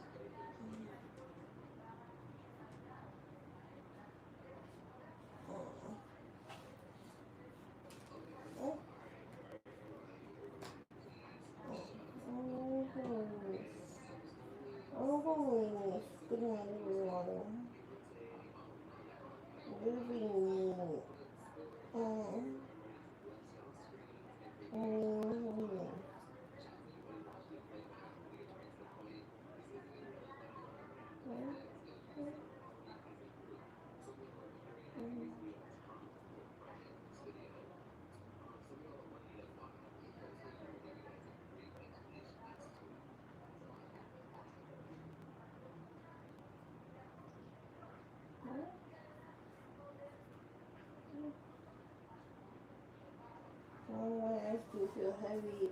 And like, and then the light on my face is like blue.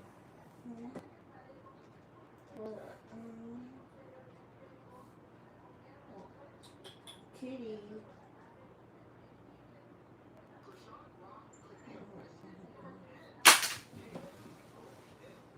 Oh.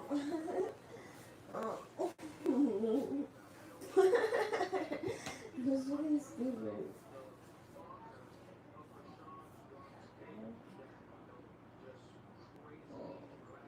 Oh, really?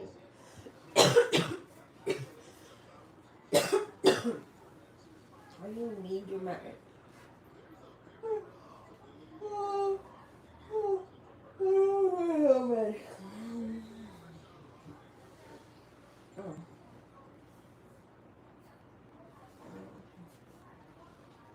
I can't see shit. Oh.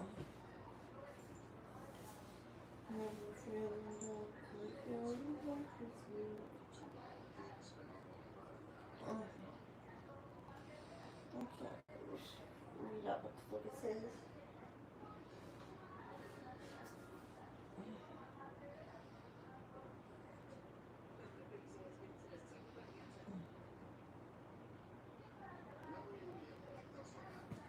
Why?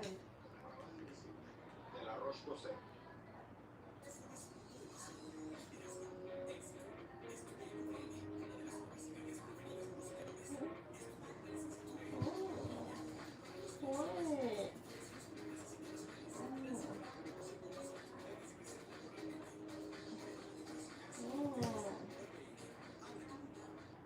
Felony figure, so let's get into this. T, we got to get into homicide detectives just made their move on Krishan Rock. Somebody comes down and says, hey, before this person died, they called me. And this and that, I was just kind of like, well, because you said she's a setup artist. So that's what, from my knowledge, yeah, she's known to give addresses and do things and spur the moment, be very awesome. That's from my knowledge. As far as him calling her and then talking the night he died, Don't know what we don't know, but what we do know is there's a guy who popped up today and is making headlines for this shit.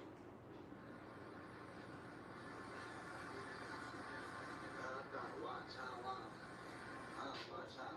watch how do this, watch how do this, watch how. What's up, Major? Major, let me tell you. So tell me why the homicide detectives came knocking on my door yesterday. And I'm scheduled to talk to them Monday. It's real. No cap. No play, I don't even play like, I don't even play with the police. It's serious. It's real serious. It's so serious right now, Major. It ain't even a game. Oh, ain't you a mother? What you ain't blue? Oh, I know you know that. Pretty stuff. Luckily, I ain't say luckily. I'm mad. I wasn't home. I'm not home. But nice. Feel me? So now my theory is this, right? Because it took what? How long they did? No trolling. We ain't playing. We did, so we made business right now. I'm in there for a little second, right? Like 2 years or something. Why do it take y'all this long to even? No, y'all ain't had to reach out to me, but because I know I ain't been too much I can tell y'all. But y'all take this long to start investigating, or that's my theory, or your girl about to go down, and they probably got you on shorty, but trying to figure out who did this shit. Cause they ain't just gonna be like they, like I told the officer, I said, you don't want to talk to me. I said, ain't really much I can tell you. He want to talk to me. But I can tell him over the phone. He want to talk to me, show me some stuff, and holler at me. No. But I'm really like, all right. Cause he told me, he through it, see everything through. You say you see through what I'm doing on the internet, right? Or what I did. When you say what I'm doing, is that you see through what I did. Now to say, I don't know why y'all want to talk to me, and then in the same breath say, oh, I might know a little bit of something, and then you turn around and go, well, I don't know what they want, but they're going investigating Ronnie's death. Yeah, alright. But remember Blueface said this? She's been well, bro. He's always told on her, though. She's always tried to keep it like a little kid, and I think he's conflicted. So on this day, real life, it doesn't need to depend on a career. Junior deserves to live potential biological family without anybody's career being in consideration. We should be putting the child first. We should be putting the boy first. And I just want to let y'all know whether it goes my way or it don't go my way. I just really told them. And I know everybody won't understand. Everybody don't have a father. Everybody ain't a stand-up individual. However, I'm doing it the same thing. You should. I ain't gonna lie. That man might be there for it.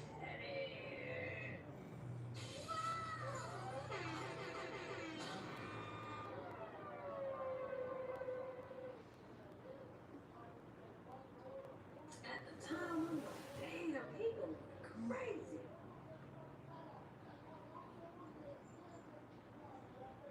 I might be there for it, Daddy, yo. This, but I was this, all that. If you knew nothing and the police and the police can't see through your shit, it doesn't really matter, nor does it make sense. When it's contradictory at best, that's contradictory at best. What he say? He got a meeting with the police tomorrow. We shall see. I think he might be chasing a little bit, but to say that you knew what the hell they were talking about as far as when Arndale County came up to speak to you, and now all of a sudden you didn't know what the hell. He literally ends this by saying, yeah, I got a video on this. So you're admitting that the cops know why they came to talk to you and why you're a good source of information to come converse with. I'm trying to understand the logic because it's missing. But the only messed up part about a lot of this is what Krishan has said last time she had spoke on this. Do it really make sense? You still want time? I mean, the girl might be in trouble, man. I ain't gonna say too much. Yesterday I was too excited. My parents was everywhere. At first I heard police, homicide, detectives looking for me. Then I'm like, what the? So I'm like, send me a picture. And I seen Anne Arundel County, and I knew. I said, yeah, this wrong. But it sounds like they about to get some justice for this man, bro. And to keep it a buck, Lleva 150 años creando medicinas para que podamos disfrutar de todo lo que amamos por mucho más tiempo. El futuro no se adivina, se programa. Domina la ciencia de datos, el machine learning y la inteligencia artificial y diseña soluciones inteligentes globales. Nueva ingeniería en IA en línea de Unitec. Tu momento es hoy. Still waiting for your dream to come true? Maybe it's a tropical island, or hot sands of a mysterious desert, or maybe you dream of dinner in a cozy restaurant in Paris, or the exotic beauty of Southeast Asia. This is the time for action. All you need is a smartphone with which you can book a bus ticket that will take you where you need to go. You can book a seat on the train that will help you get to the next destination of your journey, or buy a plane ticket that gets you to any place in the world quickly and comfortably. And finally, you can book a ferry ticket that will take you to your dream island paradise in the middle of the ocean. Don't wait. Make your dream come true today, because it's really that easy. Visit 12go.asia and start your next travel adventure right now.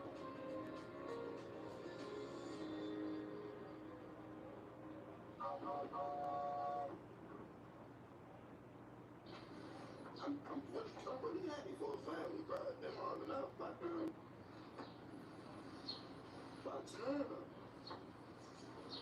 But y'all pay attention, right? Y'all pay attention. Come here. Every time Karan's sister bring up Krishan, you know we doing investigation. Okay, that big his family. They can't talk about what they know, what they think, evidence they got. They can't talk about that stuff. So when Krishan got on here and apologized to Ronnie, Ronnie's sister got on here and said some I got the video on my phone. She got on here and she said some fake this. And then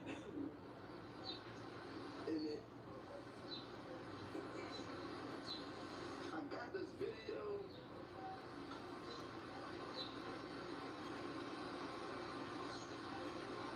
I got the video of what the he was talking about. Damn.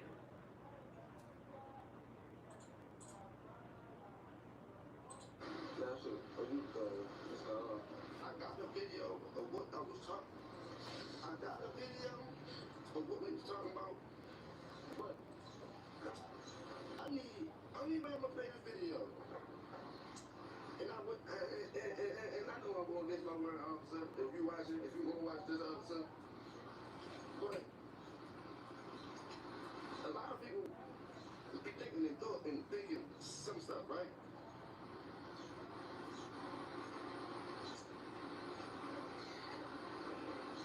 I need Queen Lexus here right now. If you knew nothing, and the police and the police can't see people, it doesn't really matter, nor does it make sense. When it's contradictory at best, that's contradictory at best. But he said he got a meeting with the police tomorrow. We shall see. I think he might be chasing a little bit. But to say that you knew what the hell they were talking about as far as when Ardell County came up to speak to you, and now all of a sudden you didn't know what the hell, he literally ends the shot saying, yeah, I got a video on this. So you're admitting that the cops know why they came to talk to you and why you're a good source of information to converse with. I'm trying to understand the logic because it's missing.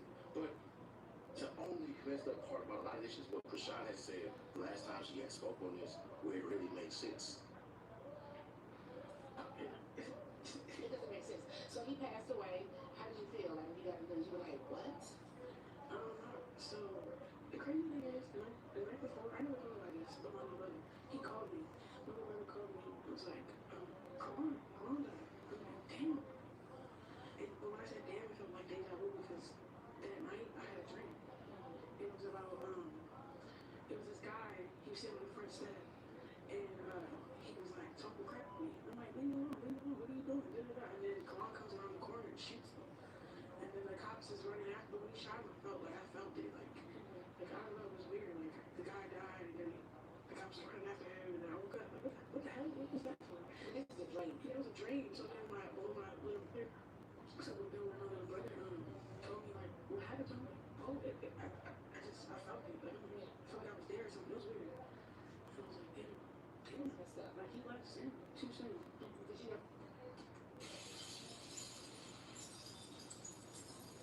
I ain't gonna lie, that's a little different after rewatching it.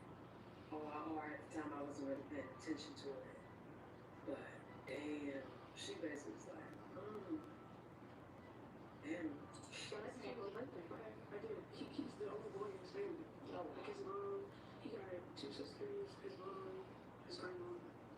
We all love him. I don't know how Krishan could pull off people sliding for her. I don't believe it personally. But if it did happen, I wouldn't be shocked. There's a factor of fame that people chase so bad that you would have sworn these people are idiots. I know there are people right now who sleep outside of a celebrity's door just to speak with them, just to see them, just to get a picture, just to act like they have some type of relationship to claim false fame that they don't have.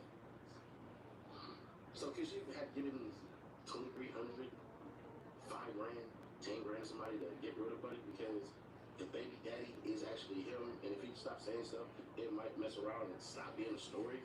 And also because she wanted Blueface to be her baby daddy so bad. Is that possible? Yeah, it's possible. She thinks it's possible.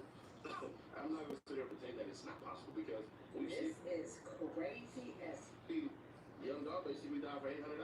I promise him money, but there's that. And to be clear, we don't know if y'all right now. All we know is that he got you. It's a mysterious action. That's it. So we will find out. We will see how this stuff progresses. But remember, there is no statute of limitations on Michael. You know what I'm saying? So there's that part. I don't know. The timing of this, with Rashawn being with Blueface in Miami, actor Chris just said, bro, leave Buddy alone. That ain't good for you. She don't listen to. She gonna check Blueface. Her kid needs a father. He obviously is cashing out for his other kids and stuff like that. So it is what it is, and he's spiritually inclined with her. He was like, they got soul ties, in my opinion. But y'all let me know your thoughts on this one. Is this the nail in the coffin? Or is it just getting started? I don't know. Y'all let me know your thoughts on this one. Quick right here to see how Yellow Easy. Yeah, Yellow Easy. God dang, bro. Whew. It's looking a little weird. Feds possibly involved because the state doesn't have information that the feds have. Feds that giving information to the state. Go ahead and take your nosy answer right here to figure out all that shit from Real Busy. Or click right here for the playlist to get you through your day if you're working on this Sunday. But we got the number one.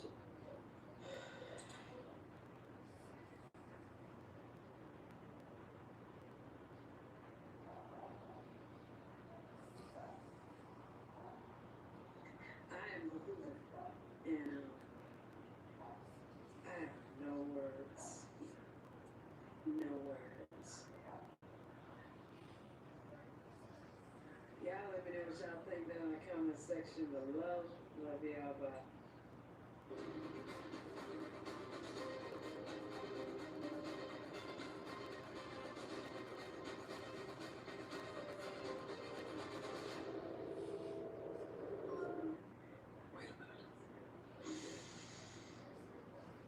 Breathe out.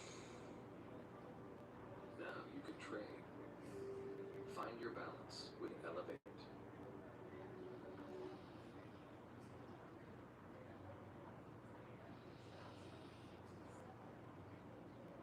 At each other when their client would give snarky responses to Donaldson, and we would see it, and they would literally just look at each other and smile and nod. And it was overall a slightly lighter moment in the courtroom considering, but you did hire Mr. Dunn to pursue possible civil litigation against Mr. Combs, right? Objection. Sustained. Are you considering a lawsuit against Mr. Combs? No, I'm focused on getting out of here. At this point, even Mark and Niffalo is looking at Donaldson the same way that Combs is, like both of them are turned to their right, forehead wrinkled, rapid blinking, to which Donaldson asks for a photo to be put on the screen just for the witness of the parties. We don't get to see it. Now, after reading the document, does that refresh your recollection, or does that change your testimony whether or not you were considering civil litigation against Mr. Combs? No, it doesn't. It seems like an assumption.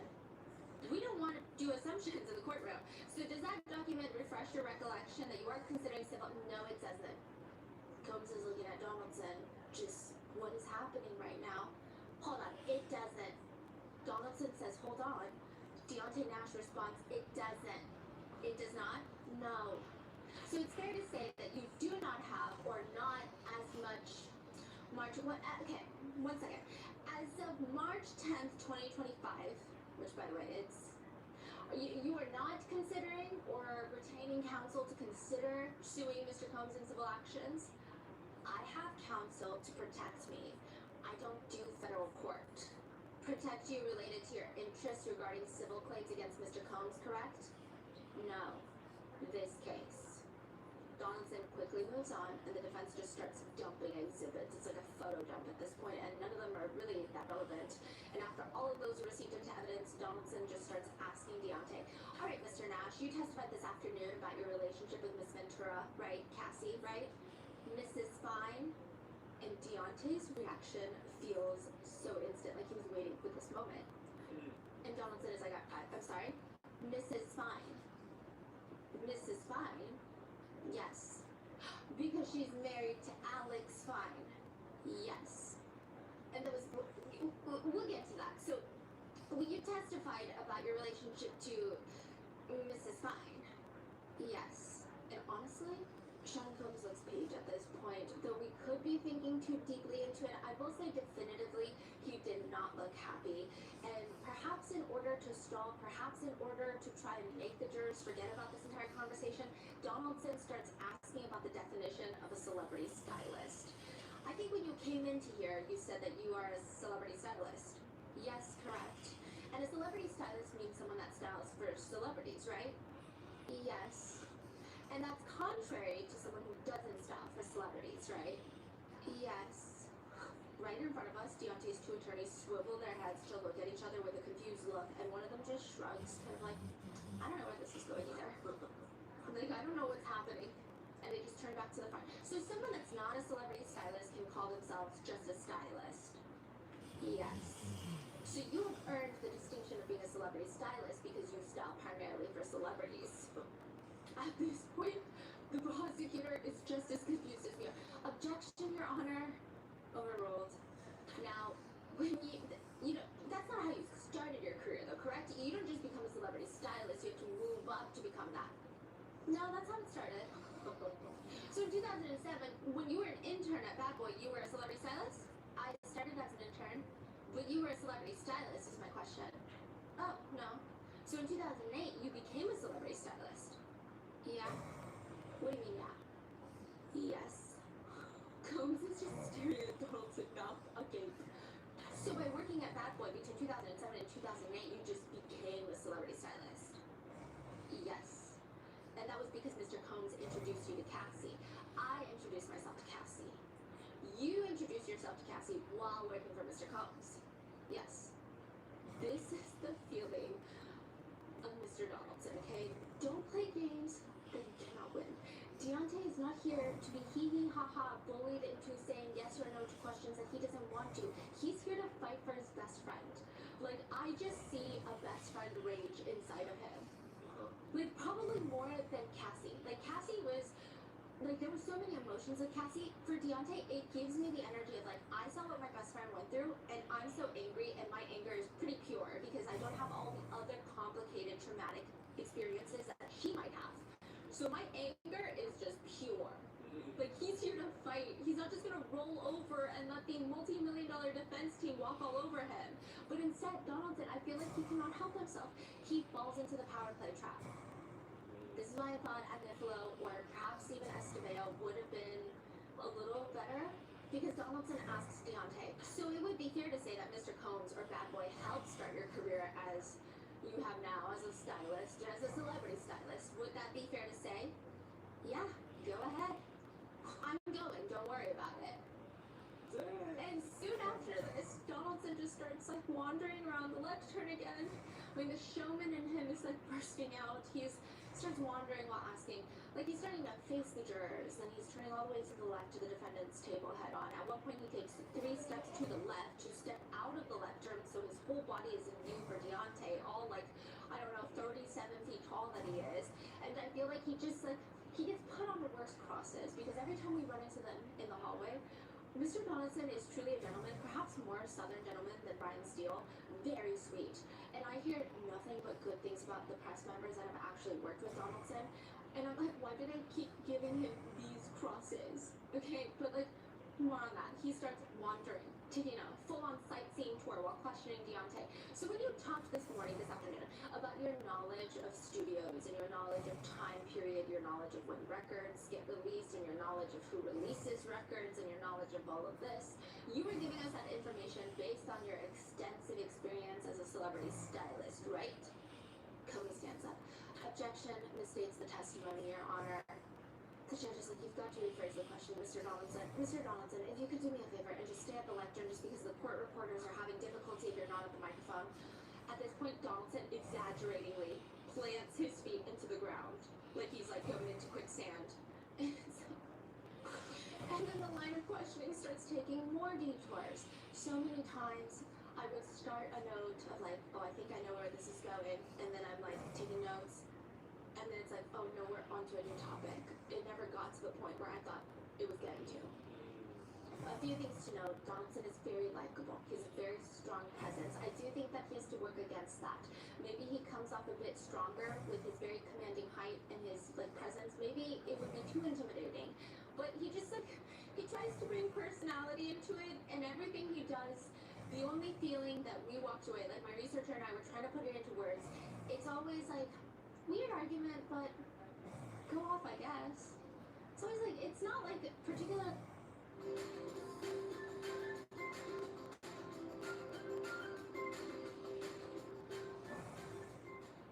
Esteem, love your skin. Si descargas Pure, tendrás todo lo que deseas. Chatea y conéctate con gente de todo el mundo. Descarga Tango ahora y únete a la diversión.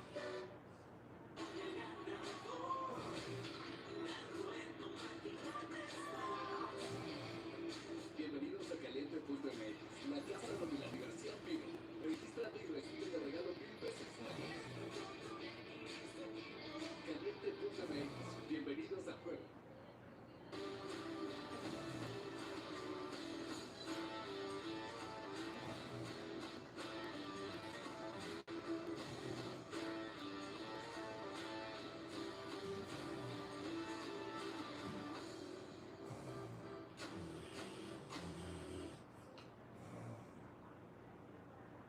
Really offensive what he's doing. He's not like harassing witnesses. He's not aggressive and mean. It's just like kind of a weird argument to make, but like I guess if that's what you want to do, that's the whole cross. As a celebrity stylist, you indicated that you purchased clothes, correct? Uh-huh. Is that a yes? Yes. You also help them pick out clothing for their weddings, correct? Everyone's like, weddings? Yes. And in fact, as you indicated for Mrs. Fine, you helped pick out her wedding dress, correct? Yes. I glance over at the defense table. Combs looks incredibly stressed. Forehead wrinkles. You could stick a quarter into his forehead. Wrinkle folds. He's very stressed. He's mouth agape, staring at Donaldson. Because what are we getting from this line of questioning? I think what he's trying to get at is that him and Cassie are very close. Maybe he has incentive to lie on the stand. Maybe they got their stories straight. Maybe they talked while she was testifying. Maybe he would lie on the stand for her. I don't know what inferences he's trying to make to the jurors, but all I'm getting out of this is Cassie found the love of her life, someone she wants to settle down and have children with after we saw that hotel footage. Like, what's the feeling I'm supposed to get from this? Like, she found her Prince Charming after all, and she's having like a happily ever after now that the defendant is out of her life? Like, Ryan Steele is straight up smiling because it feels like, where are we going with this? He's smiling at the defense table. Even Mark Agnifilo is staring at Donaldson like, I'm just watching this unfold. Same as you guys. This is how I know he's doing those strikes at home. Donaldson goes into a string of questions asking, you know someone named Scott Langston? No. Okay, what about, you know the public school brand, the public school clothing brand? No. Do you know Mario Solomon? No. Every time Deontay says no, Combs is getting more upset, which is like a string of no's. Donaldson says, now it would be fair to say that when you worked at Bad Boy as an intern and as a stylist for Mr. Combs and as a stylist for Mrs. What's her name? He's talking about Cassie. Mrs. Fine. Like, it's so clear you did not just forget her last name. Alex Fine was a pretty big part of the case in terms of you guys didn't even want him in the room for a certain portion of the testimony. Oh, you feel like it was intentional? It did feel intentional. Like, I mean, unless maybe he's not that well versed in the case, but like, if you could pull anyone from the public and be like, what's Cassie's husband's last name? And they'd be like, Fine. Yeah. Oh, You know? interesting. You didn't just, what's her name? He's like, Fine, Mrs. Fine. There were other artists that were also signed to the Bad Boy roster. Would that be fair to say? Yes. Who were they? French Montana? Wait, French Montana, the hip-hop person, rap star? He literally says it like that. I know. Why does he sound like almost surprised? No, I think he's trying to draw emphasis on French Montana. I actually don't know. She said, oh, the hip-hop Person, rap star. I think he's trying to draw emphasis on French Montana, that Bad Boy had signed a lot of people. Maybe some people in the jury would know French Montana. Maybe they're fans of French Montana. Maybe he's trying to pull Mark Agnifilo, which is like, oh, Dad, you don't know anything. I don't know. It was just kind of odd. Yes, I mean, and Puff. That's all I can really remember right now.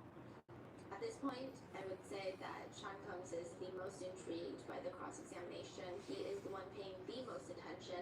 Even the press are getting lost. I saw a lot of members of the press put down their notebooks and just watch because, like, every point that starts somewhere, the notes, like, end without getting to the point. So then it would just be, like, a new thing that starts, and everyone's just like, we'll just read the transcripts later because what's happening right now? I mean, the line of questioning has no clear, obvious point to us, and then it just starts over. It just feels like a sightseeing tour. Do you recall a haircut that Cassie had, the side haircut? Yes. That haircut became almost iconic status, correct? Yes. It became the Cassie cut, correct? Yes. People all around the world were getting their hair cut, correct? Objection, Your Honor. Sustained. Let's move on. We do not indeed move on. Who decided that haircut? Who suggested the haircut? Then we take a detour to just celebrity name drop. At least that's what it feels like. The end of the haircut? Yeah. For no reason. That's why I'm telling you, a lot of us stop taking our notes because it's like, okay, we're getting somewhere with the haircut. Is it about coercion? Is it about control? Is it about what is it about? To say that he wasn't the one controlling her because Cassie wanted to cut her hair. Like what could it be? And then we just got nowhere, and then we just move on. Okay. Then we take a detour at a celebrity name drop fest. I mean, perhaps the point Donaldson is trying to make, I think, is that Cassie had ample opportunity to work with massive names in the industry. Connections that were all provided by Sean Combs is the point that he's trying to make, I believe. But at this point, 2016, you are basically executive producing this mixtape of Cassie's, correct? Deontay did mention that he was heavily involved and that he should have been called an executive. Remember that in the direct? With the team, we have a team. You got no credit for that, right? No. You got paid no money for that. No one got paid for the mixtape. So no one besides you and Cassie knew what you did on this mixtape. Is that fair to say? Rob Holiday? Rob Holiday is the low-budget producer you said earlier? Yes. At this point, all the Combs family and friends are just kind of smirking in the pews because, like, what is this right now? And, like, they probably know Rob Holiday. Like, what did Rob Holiday do? I don't know. When you said low-budget producer, you were just saying that because he's a low-paying producer, or he's not a good producer, or he's like a whack producer. Why is he a low-budget producer? A little bit of all the above. And he was this low-budget producer also on the mixtape, correct? Yes. Meek Mills was on the mixtape, correct? Yes. And Meek Mills at the time was a really popular, internationally known rap artist, correct? Correct. You also said French Montana, correct? Yes. He's also a pretty well-known popular rap artist, correct? Correct. Jeremiah, right? Yes. Platinum-selling artist? I don't know his stats. Very popular at the time, though, correct? Yeah. Yes. Fabulous? Yes. Combs has almost no reaction to any of the names being listed, except when Donaldson brings up Rick Ross. Combs sits up, he puts his left arm on the table, and he's kind of now facing a little bit towards Donaldson and now the jury. And perhaps he realizes how awkward this is because in this random awkward motion, he like puts his right arm up now, and now he's like facing more towards the front, but kind of like a kid at the back of the classroom, like just like awkward. There's a lot to be said about Sean Combs and Rick Ross. Side note, Jonathan Odie said during his interrogation that the two were sleeping together. They get Eddie and Ross and Cal. They all get DJ Kelly, Rick Ross, and they all get. Yeah. That is Jonathan Odie's words. I've never uttered such a thing. There's also a video of Diddy and Rick Ross that has been making its rounds on TikTok where they are holding up a gallon of soap. I don't know, it's like liquid soap in a gallon. Rick Ross is shirtless. Janice Combs, Diddy's mom, is in the back in a golf cart. He's calling it an open top, like, convertible. And they're making all these weird comments, and, like, the energy is off. And Rick Ross is just asking Janice Combs, Diddy's mother, if she likes the slippery soap. Pretty Mama Combs, how you like the slippery soap? Y'all better stop buying this slippery soap, man. Which, like, I don't know. It's just interesting. I mean, the note, like, the leaning forward, and then he starts taking notes around the time that Rick Ross is mentioned. I don't think it's anything other than AI-generated conspiracies, but I am intrigued by everything Jonathan Odie has said. Now, back at the cross, Donaldson asks, but Too Short was on there too? Yes. And he is a really well-known, correct? Moderately. So these rap artists, these platinum-selling popular rap artists at the time, all were on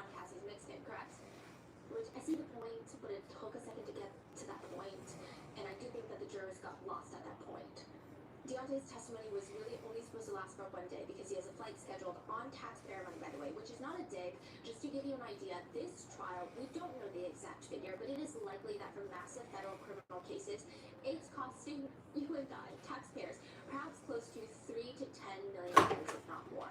I'm going to be surprised if it's a lot more. The judge asks him, Mr. Donaldson, about how much time do you have left? And this is during a break where the jurors are out of the room. I have absolutely no reason to believe I'll be finished by 4. Which is fine. Combs is entitled to a fair trial.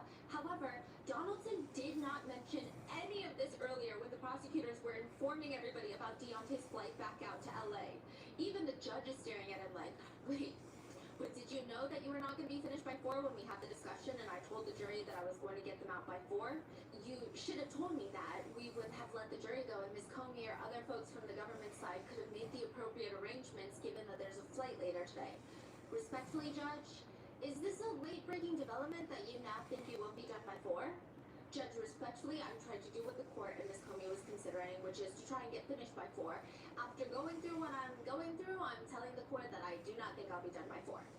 I understand. Look, you should ask the questions you need to ask. My only request is moving forward, just let me know, because I don't want to tell the jury something and then have them leave.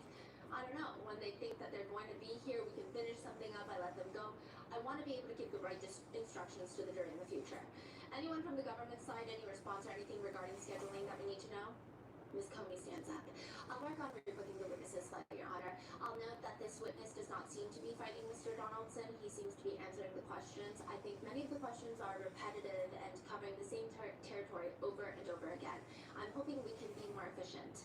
The judge says, you mean how would you define stylist? And everyone starts giggling. So the judge was like, What are we doing here? Like, we're staying till 4 for this? yeah. Exactly, Your Honor. Alright, so let's go to 4, and then we'll take a break. And then on the break, the only thing is we do need to move this along. Maybe we can use the break to make sure that we're being as streamlined as possible. So during the break, there's a brief huddle with Combs and his attorneys. Combs looks like the football coach trying to motivate his team. And then he glances back at Justin Combs, his son, who gives him a thumbs up. And I wrote in my notes, sir, don't lie to your dad. Like, that's crazy. What is that? Like, that's not what's happening right now in the pews. It's not what we observe in the jury right now, but I guess, sure, thumbs up. Maybe it's like I don't know. Or maybe this is all a stalling tactic. Maybe this is all part of a greater chess move that I am too dumb to even recognize. I don't know, but it wasn't giving thumbs up. Another thought that we had was that this was a scare tactic for Mia, which is the second victim testifying in this case. And she was actually in the courthouse. She was supposed to start her testimony right after Deontay Nash. But we didn't even get to her that day. So maybe it was a scare tactic. I don't know. It was so confusing. The cost was so confusing. We thought of all these crazy things. Like maybe that's another. Like, we're like, there's gotta be a strategy, because what was that? If there's no strategy, what was that? After the break, Deontay Nash walks back in. This time he's wearing a big bomber jacket. Diddy's entire family watches him walk down the aisle. Combs is popping what appears to be a cough drop in his mouth. Deontay sits down, and the judge looks at his new jacket. It's not just you, it is freezing in here. It is freezing in here. I'm like, how are y'all doing this every day? If you thought that things would get better after the break, Donaldson leans forward into the mic. Mr. Nash, welcome back. Thank you. You're welcome. Nice coat. Thank you. You're very welcome. What size is it? Not your size. And everyone, I don't even know why he asked that question. Yeah. Everyone starts giggling. That's the right answer. You got the right answer. I just want to ask you a few more questions about the stylist part. I'm just going to go really quickly. Donaldson asks questions about whether or not Sean Combs would naturally have the last say in the artist of their label about stylistic choices, considering its entertainment business. AKA, Sean Combs did not have any special control or force over Cassie. It's just part of Hollywood, that as the label owner, he would have to approve of what she wears, how she dresses, and not as her boyfriend. But Deontay says, no, Sean Combs had control over Cassie, the other artists, not really. Who would be the final decision maker? Most of the time the artists kind of did their own thing, but they would send it to Mr. Combs or someone to get some type of consultation in the decision making. Would that be fair to say? Not that I know of. Some of them look terrible. The jurors giggle again, and some of them are glancing at each other like, this is crazy right now. The ones that you did, they didn't look terrible. Yeah? Donaldson abandons this line of questioning and moves on to perhaps hint at the idea that maybe Cassie and Deontay have been talking about their testimonies, getting on the same page, he's dropping. I'm not saying it's true. That's what he's trying to drop, but it kind of backfires. Now, as far as Cassie is concerned, she's your good friend, best friend. When is the last time you spoke to her? After she had the baby yesterday? Tell her congratulations. And he's more so telling everyone in the gallery. Oh, you're saying congratulations, or you're telling me to tell her congratulations? He's like, no thanks. Like, you don't go tell her congratulations, you're crazy. There's a few gasps, cones from his side profile. He does like a subtle nod, but it appears that his jaw is clenched. And like we can tell because usually his default is that his mouth is slightly ajar, but it's like clear that his jaw is clenched. And it just, in our personal opinions, it looks like he's trying to watch his face because of course everyone's going to be looking for his reaction. Even the judge butts in. All right, let's keep it going. The last time you spoke to her was yesterday? Yes. And before that was when? Probably the day before that. So it's fair to say that you spoke to her. You know she testified in this trial, correct? Yes. You spoke to her before she testified, correct? Yes. You spoke to her after she testified, correct? Yes. Did you speak to her in the middle of her testimony? Not really, no. You say not really, what does that mean? Did she call you? Did you ask her how she's doing? How she was doing, but more like her clothes stuff, and Marnie handled most of that because she was here in New York, and so you spoke to her about what clothes she should wear while she was testifying, is that fair to say? Yeah. Donaldson takes off his glasses. Because Cassie is one of your best friends. You were helping her pick out the clothing that she was going to wear to come to court, correct? Correct. Because again, she's still an artist, entertainer, so it's important how she looks, correct? The feeling is he's making it seem like, the point that I got was trying to make it seem like Cassie is vain. She's a performer at the end of the day that wanted to do anything to excel her career. Perhaps even possibly draw a conclusion and connection that if she's a performer, was she performing while she was testifying? Was it solid performance? Like, it's not a good look. I don't know how deep this like rabbit hole could go down. Maybe it's just, hey, jurors usually don't like vain women who care about their clothes a lot. Maybe it's not. But Deontay shuts it down as quickly as Donaldson brings it up. Oh no, that wasn't why. You wanted to make sure she looked good coming to court.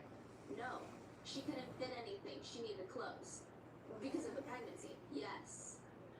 You wanted to get the right clothing for her pregnancy. Exactly. You wanted to pick out the stuff that fit her for the pregnancy. Correct. So again, that didn't go anywhere. No, and I feel like the jurors were... I think that even if you watch the internet reactions, I think that Cassie is a more polarizing witness in this case. I think depending on a lot of the biases that people have going into this, some people think that she's a gold digger. She knew what she was getting into, and like maybe those people exist in the jury. Who's to say? I'm not in the jury, right? But just there, when I was watching their reactions to Cassie's testimony, there were some times where it felt like the jurors were not as receptive of her, or where they didn't like certain things. It seemed like they really didn't like her intercontinental lawsuit. It didn't seem like they even liked her lawsuit against Sean Combs, where she got $20 million as a settlement. Like these things, you could just kind of sense something. However, with Deontay Nash, the way he talks about Cassie, he makes her less polarizing. Because it's just like the feeling of like, if I have a best friend who is doing all of this for me, like I should be doing something right. Like he just makes her a lot less polar. I don't know if that's making any sense. Makes sense. Yeah. And just the way that he's talking about her, smiles when he sees her picture, like it feels very genuine. Now Donaldson, in what feels like a last resort, just takes the role of a Fed. My researcher writes, "Sir, are you a narc? What is happening?" Now, we also mentioned yesterday that you had met with the government several times, correct? Yes. Too many times to even remember, correct? Yes. On a few of your meetings with the government, did you arrive at the meeting before smoking marijuana? One of them, or maybe cut it short, Marina Comey. Because of what? She said she wanted me to have a clear mind. So you went to the meeting and you told her that you were high at the time? Yeah, I didn't say high. I said I'm smoking right now. I didn't say I was high. I'm sorry. So you told her that you were smoking, well, not in the meeting, before you got to the meeting. Yes. And then Ms. Comey told you need to stop the meeting because she wanted you to have a clear mind. I don't know where this went. That was it. And then he later asks Deontay Nash about another party. You said that Cassie was super high, correct? Correct. And you said that Mr. Combs was intoxicated, correct? Correct. Did you get Cassie super high? Excuse me? And both of Deontay's attorneys are staring at each other like, what the hell is happening right now? One of them even shakes their head in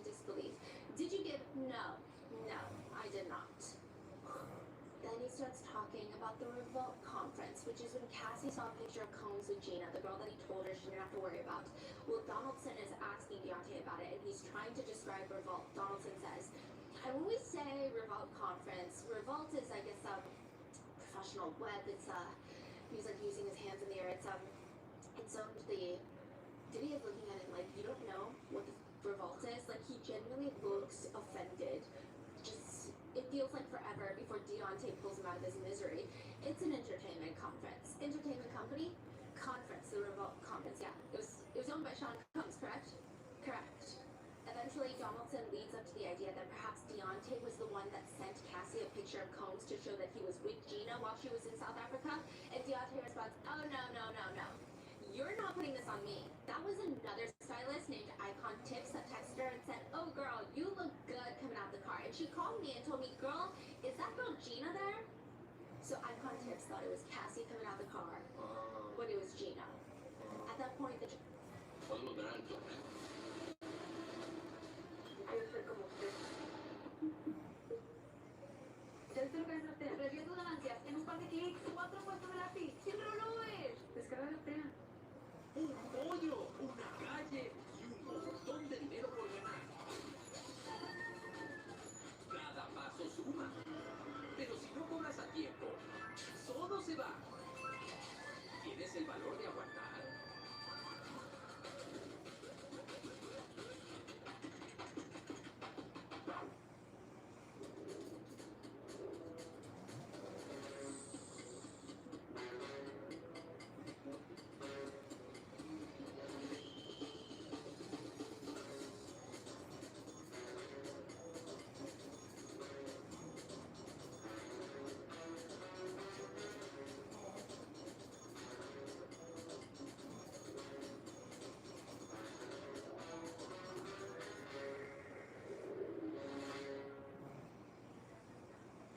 The press, nobody can even try to keep a professional face. Everybody's grinning. The press don't even really know what to write at all.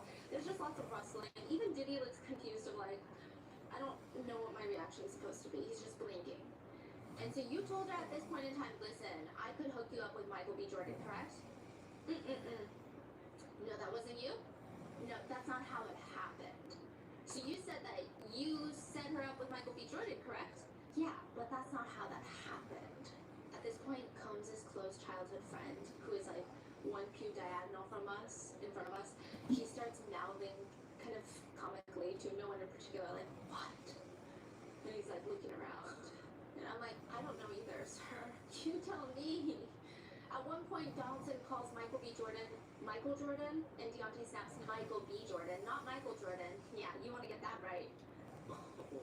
Donaldson goes on to ask about others that Cassie might have had a relationship with, and this is supposed to be a moment where it's like, see, Jers, see, Cassie is having all of these relationships. She's not coerced into anything. Look at her cheating on Combs. It's just a toxic relationship. Cassie was in a relationship with Andre Branch. Deontay looks confused. And then he responds, oh, the cute football player. Everyone starts giggling, and one of the jurors is chewing on their pen tip like, this is the best thing I've heard in the whole world, like the best tea I've heard in the whole world. Yes, the cute football player, yes. Oh yeah, but I never met him. But you were aware that Cassie was in a relationship with Andre Branch, correct? Yeah. Are you aware of a person named Brandon from the NFL? No. Combs wrinkles his eyebrows and starts writing on a post-it that is now going to be teleported through the attorneys to Donaldson at the lectern. But before it gets there, Donaldson corrects himself. I'm sorry, NBA, not NFL, NBA. Still no. Still no? No. A few other notable moments. Donaldson tries to build this picture where whenever Cassie would get mad at Sean Combs for him cheating on her, she would also go out and party, like a wild party girl. But Deontay's not having it. Not necessarily. She and I are both super chill. We spent a lot of time at home, to be quite honest. She brings up a text message, Donaldson does. But Deontay texts her. But when you said, girl, let's go out and do our thing, Deontay says, no boo, nothing crazy. Like, that's like going to no boo. Donaldson brings up text messages where Deontay asks Cassie, what are you doing? Cassie responds, about to go out of town for a couple of days getting my stuff together. Where are you going? Secret trip, LOL. Donaldson has Deontay read out each message that he sent Cassie, and then Cassie responds, secret trip, LOL. Deontay leans into the mic to read his full message that we also see on the screen, and it just reads,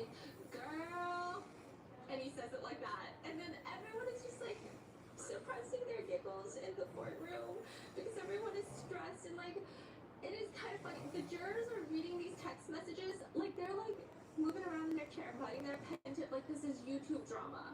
That's the energy during this testimony because of how insane the back and forth between Donaldson and Deontay is. The jurors are not even trying to suppress smiles. Even the judge is smiling at that, and then he adjusts his glasses, and he is no longer smiling because justice is not light, and there is a lot of weight on his shoulders. But Donaldson is a very serious man here. He says, so when she says... So Donaldson has never giggled. No, the way I see them, they're so passionate, and they never giggle. I'm like... I get confused. Do these people just believe everything they say? Like, that's how I feel about Mark Agnifilo, Brian Steele, and Donaldson. Like, they have this way about them where I'm like, no, but like we're all giggling because you can't be serious, but then I look at you and you look so serious. So now I'm confused. Like I thought you were playing into something, but then I look at you and you're so serious. Like you're saying this with your full chest. Like Mark Agnifilo is like, he went to Costco because Americans buy in bulk, and so he bought baby oil in bulk. And then when I first heard that, I thought he was crazy. When I see him in person, I'm like, I think he genuinely believes this. I think Diddy told him that, and he's like, yeah. I could be wrong. I could be so naive. And she's going on a secret trip somewhere, correct? Correct. And she didn't tell you where she was going, correct? No. Because she didn't want you to know where she was going, correct? Probably didn't want to text it. Well, you didn't call her back and say, what's the secret trip, where you're going, etc., correct? I may have, or she may have told me. Good friends don't really pry like that, you know what I mean? To which a lot of the jurors look like they're agreeing with Deontay. What do you mean agree with Deontay? Like, a lot of them are, a few of them are kind of looking up, and it's almost like they're stopping themselves from a nod. So it's like, that makes sense. Yeah. Throughout a lot of the testimony goes from glancing at Donaldson to blinking nonstop, and eventually the cross just becomes so long that he just starts looking at the clock, which is right on the wall behind the press pews. There were other parts of the cross that were just, again, I get what the defense is doing, but it just keeps backfiring. For example, Donaldson brings up another text message thread where Deontay gets a picture from Cassie, a selfie, where he responds, that mug beat though. Donaldson has to quickly clarify. When you say beat, you mean beat. Between you and Cassie means good. Like your makeup was beat. Nice, right? So you were telling her, at that point in March of 2019, her face looked beat. Nice though, right? Correct. Which, like, the fact that you have to clarify that because your client's actions on hotel footage is probably, like, whatever impact the rest of the text messages had, nothing compared to that point. Another text message exhibit shows Cassie texting Deontay that she wants to be different this year, and she says, Puff is mad at me, of course. Deontay responds, y'all need to enjoy y'all trip, get back to the bullshit later, enjoy y'all time together, y'all don't get this much. Cassie responds, it's not bull, this is the gem gonna be this year, he can stay or go. And as this is being read out by Donaldson, Deontay smiles and comments into the mic, that's right, Cass. And like a few of the jurors are smiling because, again, I think Cassie's testimony might have been a bit more polarizing, just looking and perceiving at the jurors, but you can't hate a bestie that just got your back no matter what. yeah, and it's like you just want a friend like that. And then it's like when you know that Cassie has this, everyone seems to rally around her, it's like, okay, you know, it just adds a little bit more weight, I would think. Then later in the same text thread, Deontay texts Cassie again. You look beat, what's your tea? Donaldson has to clarify once more. When you say you look beat, that means you're referring to the pictures that she just sent you where she looks really good in the pictures, correct? Oh yeah. Again, not the best look for the defense, which I get it, weird argument, but okay. The point of the whole text, though, is this part where Deontay texts Cassie, girl, you always on vacation. To which Cassie responds, I know, God lets me because I put up with a lot of BS. Basically trying to show the jurors that Cassie was in a relationship with a clear exchange. She was also getting something out of it. However, again, that kind of clarification of the face looks beat, the impact is kind of lost. In another part of the cross, Donaldson clarifies, I believe you said in 2013 outside Cassie's apartment, he told Cassie in front of you that he would leak her videos, is that right? And I think this is the same conversation where he said to you, you and Cassie take a broke ass home and ride to the sunset. Yes. You and Cassie went back home after that, correct? What do you mean? You went back after he said take your broke ass home, you and Cassie left, correct? Yeah, we rode out into the sunset. What is going on? I don't know what the whole point of that one was either. In another moment, Donaldson brings up the 29th birthday party for Cassie, with his main question being, if you had seen Sean Combs being violent towards Cassie, your best friend, why would you still want him to come surprise her for her birthday? He then called you when you were at the restaurant and said he was coming over, correct? No, he was there when we got there. He was in Miami. He called me from Miami and asked if he should fly and come. Sorry, he called you from Miami and asked if he should fly back from Miami to come and attend this birthday party. Correct. He flew up from Miami to attend the birthday party, correct? Correct. Did you tell Cassie he was coming? No. Because you want Cassie to be surprised by her boyfriend who is coming up to see her for the birthday party, correct? Who wants to be the person that tells somebody the surprise? Which again, almost everyone is kind of nodding because it's like, I get what Donaldson is trying to say. Like, if you saw him be so violent and so terrifying, why would you want him to come to her birthday? But also at the same time, like, Deontay has a very... Tarjeta de crédito metal para tu día a día. Acumula más puntos y recibe meses sin interés. ¿Quieres saltarte las charlas triviales? En Pure todo va rápido. Párate para conexiones muy hot.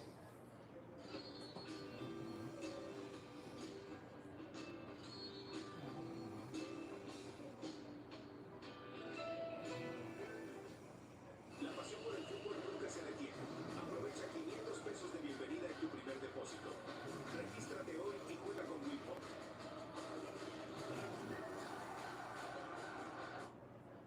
Very fair point.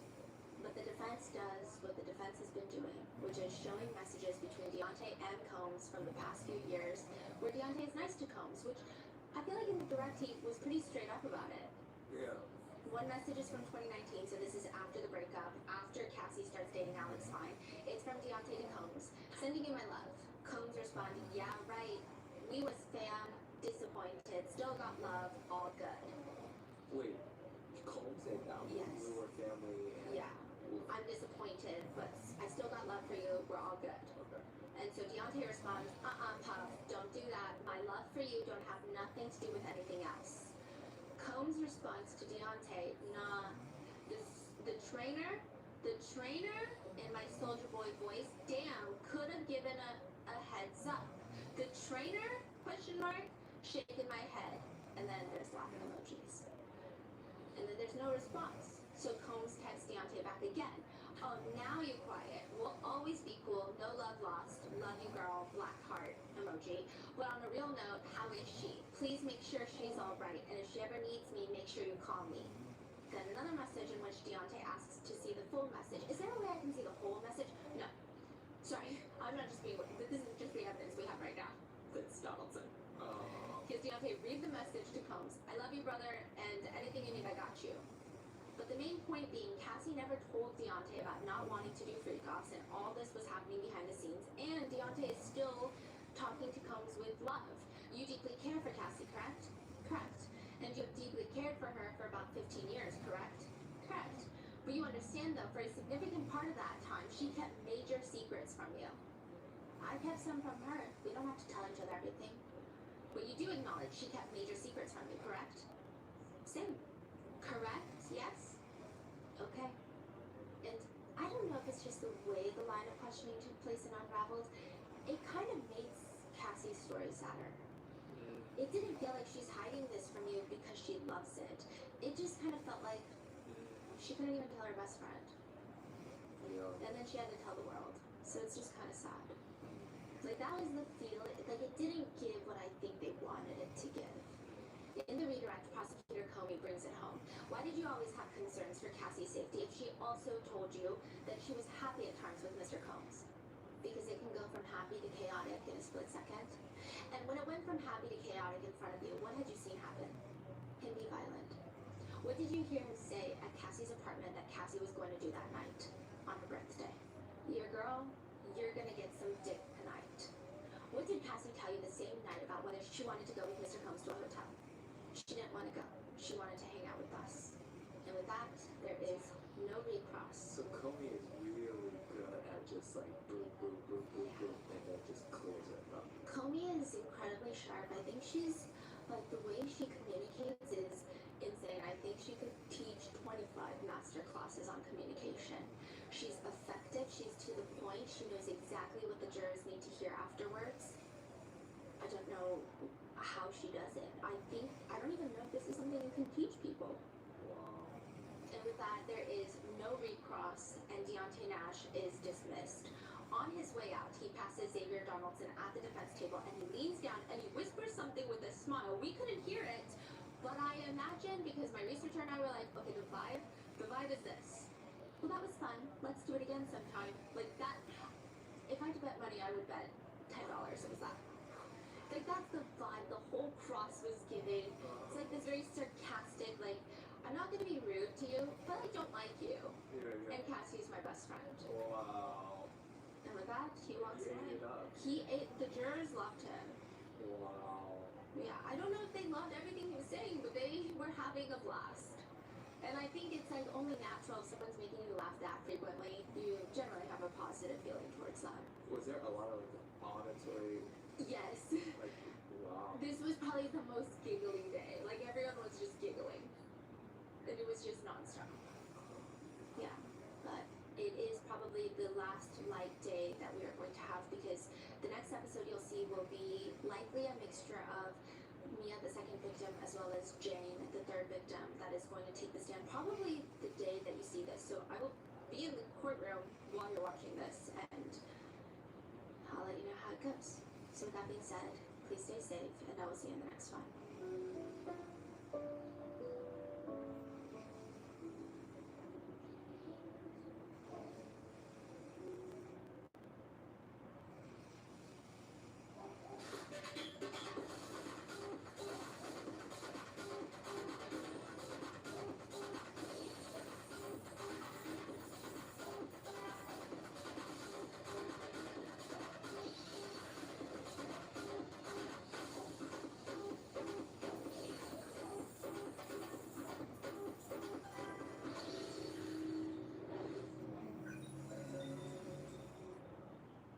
Juega en Playduit Casino en línea del 11 de septiembre al 11 de diciembre y participa en la rifa de un auto de lujo.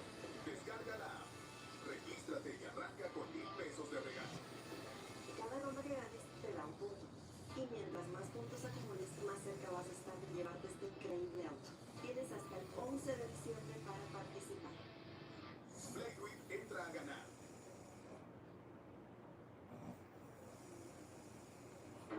Fake blood, Celeste clothing, an inflatable pool, cell phone evidence, someone getting kicked out of the courtroom. This is everything that happened in the morning session of day 3 of David's preliminary hearing. We are bringing back our reporter who is in the courtroom, and we're going to discuss it all right now. Welcome to Sidebar, presented by Law and Crime. I'm Jesse Weber. You too stressed out? Is that what he's looking like today? Yeah, Jesse, and I can't get past that. I mean, imagine if you or somebody you knew were in that hot seat. I mean, I think you might care a little bit more. Let me tell you actually what the courtroom sketch art is. This is the moment Benjamin Gregor's own words came back to bury him. Not just once, but so many times the prosecutor had to ask him, point blank, whether he was lying now or lying under oath back then. Day 2 of this preliminary hearing didn't just deliver dry financial testimony. It gave us a witness who walked in calm and walked out shredded. A family that had to sit through details about air fresheners meant to cover the smell of their daughter's body, and a judge who made it very clear she was paying attention. You're watching a Sidebar, and I'm Jesse Weber. The courtroom was packed. Reporters crammed shoulder to shoulder in the back rows. Celeste's parents, Mercedes, and her husband sat in the second row, directly behind the prosecution table. They'd been there since the doors opened, and right in front of them, sitting at the witness stand with his hands folded like he was Let me at ask you this too. A guy that we've had on the show multiple times, Steve Fisher, the private investigator, who was apparently hired by the owner of the property where David had been staying, right? This is near where the Tesla was reportedly found, so he's been investigating from day Bridger one. had already testified the day before, and the vibe was off. He was a little too smooth with the defense, a little too prickly with the prosecutor. But this morning, Deputy DA Beth Silverman stood up, walked to the podium with a thick binder, and everything shifted. She started soft. Mr. Gregor, you testified yesterday that you primarily dealt with David's mother, Colleen Burke, on financial matters, correct? Gregor nodded. That's correct. And you said David was, in your words, removed from his own finances. That he was a young artist, busy in the studio, not really tracking the money. Yes, ma'am. Silverman opened the binder. I want to show you a transcript of your grand jury testimony from 3 months ago. She held up a page. In that testimony, you were asked who gave you instructions regarding the collateral for David's bail. Do you recall what you said? Gregor shifted. I don't recall the exact wording. Let me help you. Silverman read aloud. You said, quote, David told me to put up the Malibu house. He was very specific. He called me himself. She lowered the page. That's not removed, Mr. Gregor. That's hands on. And right there, that was the first crack in the gallery. I watched Celeste's mother, Mercedes, lean forward. She had a small to me like he's taking any notes. He's got a white styrofoam cup of water. I've counted maybe 2 or 3 interactions today where he's turned a little bit and kind of had, a brief exchange of words with one of his attorneys. But other than that, he's not even moving, Jesse. It's really incredible. I'm not here to speculate, but I just have to ask, do you know if he's on any kind of medication or anything like that? I don't know, Jesse, and we're not going to speculate on this show, but that is a question that's come up in So yesterday you said you worked mostly with his mother. Today you just agreed David was removed. But under oath to the grand jury, you said David himself directed you. Which is it? Gregor's jaw tightened. I think you're taking things out of context. Am I? Silverman flipped another page. Let's talk about the rental property. You told the grand jury David approved the lease for the house where Celeste's body would eventually be found. Yesterday, you claimed that was handled entirely by his business manager. Did I misunderstand? Gregor took a long breath. The situation was complicated. There were multiple people involved. I'm not asking if it was complicated. I'm asking if you told the truth then, or if you're telling the truth now. The judge, Judge Miriam Vasquez, who'd been quiet all morning, leaned forward and took off her reading glasses. That's never a good sign for a witness. She didn't say a word, but the gesture alone made the whole room go still. It's the judicial equivalent of, I'm listening very carefully, and I don't like what I'm hearing. Silverman didn't let up. Mr. Gregor, were you aware that the financial motive, murder for financial gain, is a special circumstance in this case? That it's one of the factors making the death penalty possible. In this case, the deputy DA, Beth Silverman, apparently Steve Fisher violated grand jury secrecy. And because of that, she made a request this. I've heard that, yes. So when your testimony changes about who controlled the money, you understand why that matters.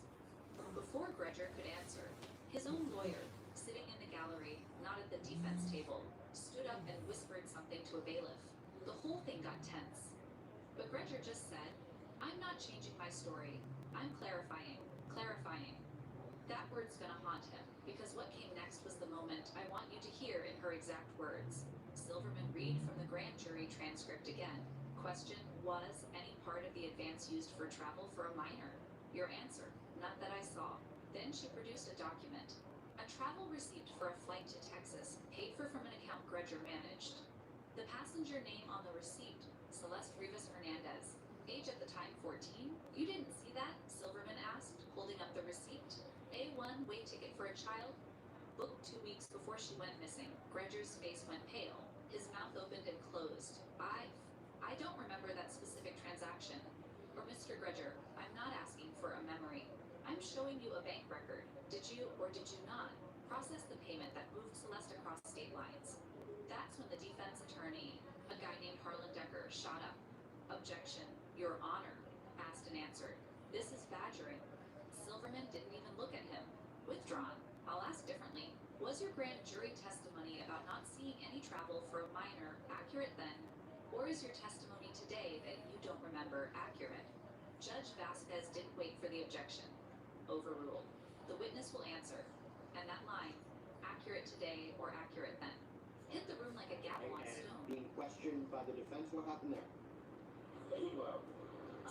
So we ended yesterday with cross-examination of an LAPD criminalist. She was the one who was called to process evidence found in David's garage. And that evidence supported everything that was later found. It was an By Mike accusation wrapped in Kushima a on choice. State Road 154 in Santa Barbara. Broward County. Now, this is interesting too. This has come up before in charging documents, but he's testifying both the vehicle data and the phone data show additional trips. Jesse, what a morning. We are in day 3 now of this preliminary hearing, and it started with a little bit of drama this morning. There was actually a reporter who was kicked out of the courtroom.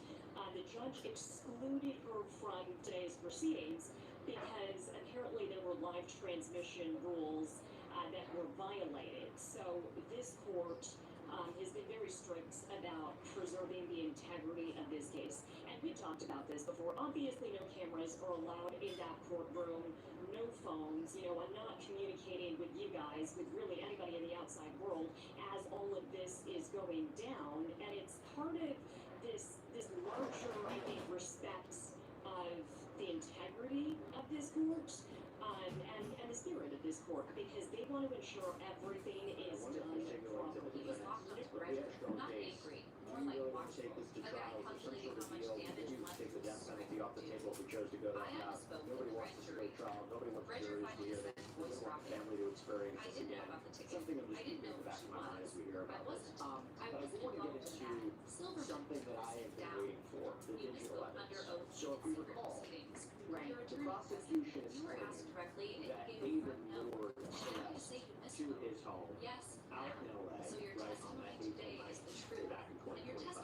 And, you know, I'm wondering who received things like that, but the cell phone tracks people's location. This has been critical. Because today, we finally learned about the geolocation data of David's cell phone, right? So talk to us about that testimony from this morning.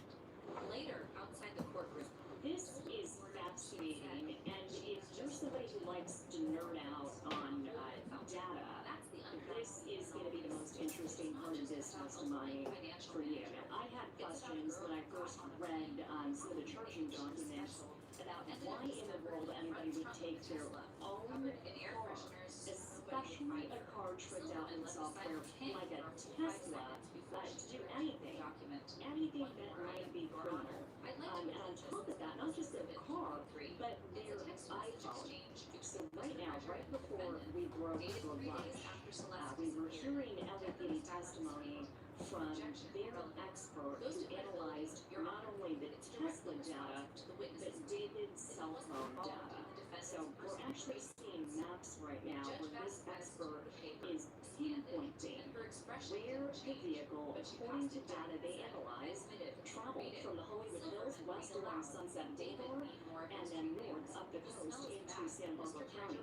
He's testifying how the path of that Tesla, again according to his analysis of data, matches the path of David's iPhone. Same time, same day, same location. And he's testifying how that matches up chainsaws. And here's why. Defense attorney Blair Burke noted there was no positive test indicating the possibility of blood on those chainsaws. So she kept on asking this LAPD witness for the prosecution why they didn't take those chainsaws into evidence. It sounded like she wanted to make the point that touch DNA, which they didn't test for, may have indicated something else, may have painted a more comprehensive picture that matches the path of David's iPhone. Same time, same day, same location, and he's testifying how that matches up with where Celeste or wipes used to clean. So I think what the prosecution is painting a picture of here is wipes used to clean up blood. And those wipes, according to this witness's testimony, did in fact test positive for the possible presence of blood. There's a question mark on a lot of this. You know, it cannot be stated that it was positively identified as blood. That does require additional testing. But I think what this witness stated on the stand yesterday and today Bridger nodded along, but his hands were shaking, and David, still sprawled in his chair, stopped looking at Bridger and stared straight ahead at the judge's bench like already calculating the next move. Judge Vasquez didn't issue a ruling from the bench on Gregor's credibility, but she said something that I need you to hear verbatim, because it's going to echo into trial. She looked at the prosecution and said, "The court finds sufficient evidence to continue the preliminary hearing. As to this witness, I note the record will reflect multiple inconsistencies between his sworn statements. The weight of those inconsistencies will be a matter for a fact finder, but they are noted. Noted. That's judicial, speak for. I see exactly what's happening, and I'm writing it down so nobody can pretend it didn't happen later." The hearing broke for lunch right after Gregor stepped down. I watched Celeste's parents stand up. Mercedes was still gripping that cross. Her husband had his hand on her back, guiding her out.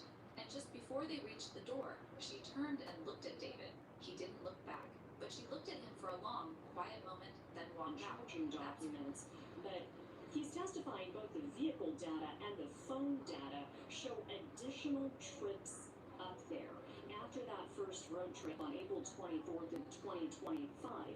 And that's, of course, the morning after, or overnight, going into the morning after the victim was allegedly killed. If that gets tossed, a huge chunk of the motive testimony goes from the Hollywood Hills west along Sunset Boulevard and then north up the coast into Santa Barbara County. He's testifying how the path of that Tesla, again according to his analysis of data, matches the path of David's iPhone. Same time, same day, same location. And he's testifying how that matches up with where Celeste's passport card And beyond that, was. the California Highway Patrol officer who found Celeste's passport card at Lake Cachuma is scheduled to testify tomorrow. And I've heard from sources that his testimony is going to clash directly with the defense's claim that the evidence could have washed there by rain. That showdown is set for 9 a.m. tomorrow. And bits of blue plastic found during the autopsy that were essentially embedded in her remains. So this criminalist actually pieced those bits of blue plastic in with the rest of the inflatable pool that she processed and analyzed, including work that was done under a microscope. And there were exhibits shown during court today, photos of how those pieces from the autopsy fit in like a puzzle with the rest of that blue inflatable pool. So there was a bit of back and forth. The prosecutor spent quite a bit of time questioning this witness, Lisa Lahendro from LAPD, about her background, her expertise, how she did this work, and what it showed. They described the linear cuts in the pool, exactly where in the pool she noted them. There were 4 different areas of damage. What she found on the underside of the We'll pool. be in that courtroom. You'll see it here first. I'm Jesse Weber. This is F Sidebar. Stay Additional close. witnesses. So we'll see who the prosecution decides to call in the stand. Julie, there's something that we haven't even talked about yet. And by the way, what I'm about to get into is something that has been speculated about where the defense may go. How do you explain these unusual purchases? How do you explain the potential of what appears to be brown stains or blood in the home? What we're about to talk about happened today. You even highlighted in your notes. This is a new piece of information. This seems to be what the defense is saying. There could be some sort of alternative explanation. So, Julia, what happened today? What was the defense trying to suggest? If you've been following this case online, you've probably seen clips of David's music videos, especially the ones where he's dressed in a white t-shirt with fake bloodstains. So this came out today in court, and it was the first time I've heard it during this preliminary hearing. Apparently, one of the LAPD criminalists found jugs and jars of fake blood in David's garage. Now, they didn't get into, how much of it was there, but the defense did state that there was some merchandising activity going on in David's garage, meaning they were making music merch, and that could have been, t-shirts and sweatshirts stained with fake blood. So does that explain all the evidence that was documented and collected? No, absolutely not. But it does explain the fake blood. And how did they know it was fake? LAPD did have their forensic team go out there and test it. It came back negative. It was not taken into evidence. But I think the presence of that in David's garage does set up, a new narrative for the defense to potentially seize.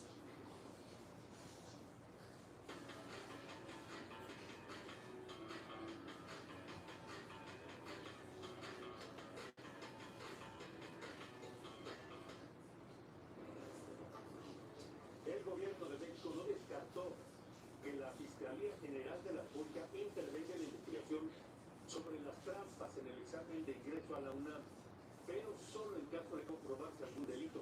Reitera que le corresponde a la propia universidad determinar las irregularidades y presentar las denuncias que haya lugar. Todo tiene que ser autónomo, tiene que ser ellos. Y nosotros podemos apoyar en lo que nos pidan, pero es una decisión autónoma. Lo segundo es cómo se cometió el fraude. O sea, si estuvo involucrada la empresa, si no estuvo involucrada, si requieren presentar una denuncia o no requieren presentar una denuncia y qué van a hacer en torno a ello. Y eso lo tiene que decidir la propia UNAM. Y el apoyo que requiera de la Secretaría de Educación Pública o de la agencia, pues por supuesto, pero es un apoyo. Ellos son los que tienen que tomar la decisión. Por su parte, la Universidad Nacional Autónoma de México negó que haya determinado la reposición del examen de admisión, que se haya decidido volver a hacer el examen.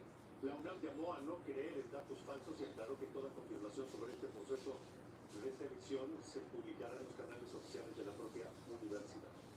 Y este martes hubo una nueva protesta en la UNAM. Aspirantes que aprobaron el examen exigieron que se respete su puntaje y su lugar asignado. Llegaron hasta la torre de rectoría en Ciudad Universitaria para entregar un pliego petitorio y solicitan que continúe el proceso de inscripción en los tiempos determinados en la convocatoria. También piden que se atienda a quienes deseen realizar cambios del plantel, modalidad o carrera. Mientras tanto, diputados de Morena llamaron a regular la inteligencia artificial de manera urgente. Argumentaron que las anomalías que se presentaron en el examen de la UNAM ponen en evidencia al sistema educativo. Y no solo la educación de México se enfrenta a esta intervención de la inteligencia artificial, en otros países también utilizan la tecnología para fraudes en exámenes. Si la UNAM investiga posibles trampas en el examen de ingreso a licenciatura, al otro lado del mundo miles de estudiantes en India protagonizaron el llamado movimiento de las cucarachas. La protesta surgió tras un escándalo de corrupción que sacudió el sistema educativo de aquel país, luego de que se descubriera un mercado ilegal donde se vendían las respuestas del examen nacional de ingreso a medicina, una prueba que cada año presentan más de 2 millones de aspirantes para apenas 130,000 lugares. La filtración de dicho examen y que fueran llamados a repetirlo provocó una fuerte crisis entre miles de aspirantes, que estuvo acompañada por varios suicidios, aunque no hay una cifra oficial. Pudieron ser entre 4 y 5 decesos. The main demand is that immediately the Minister of Education resign.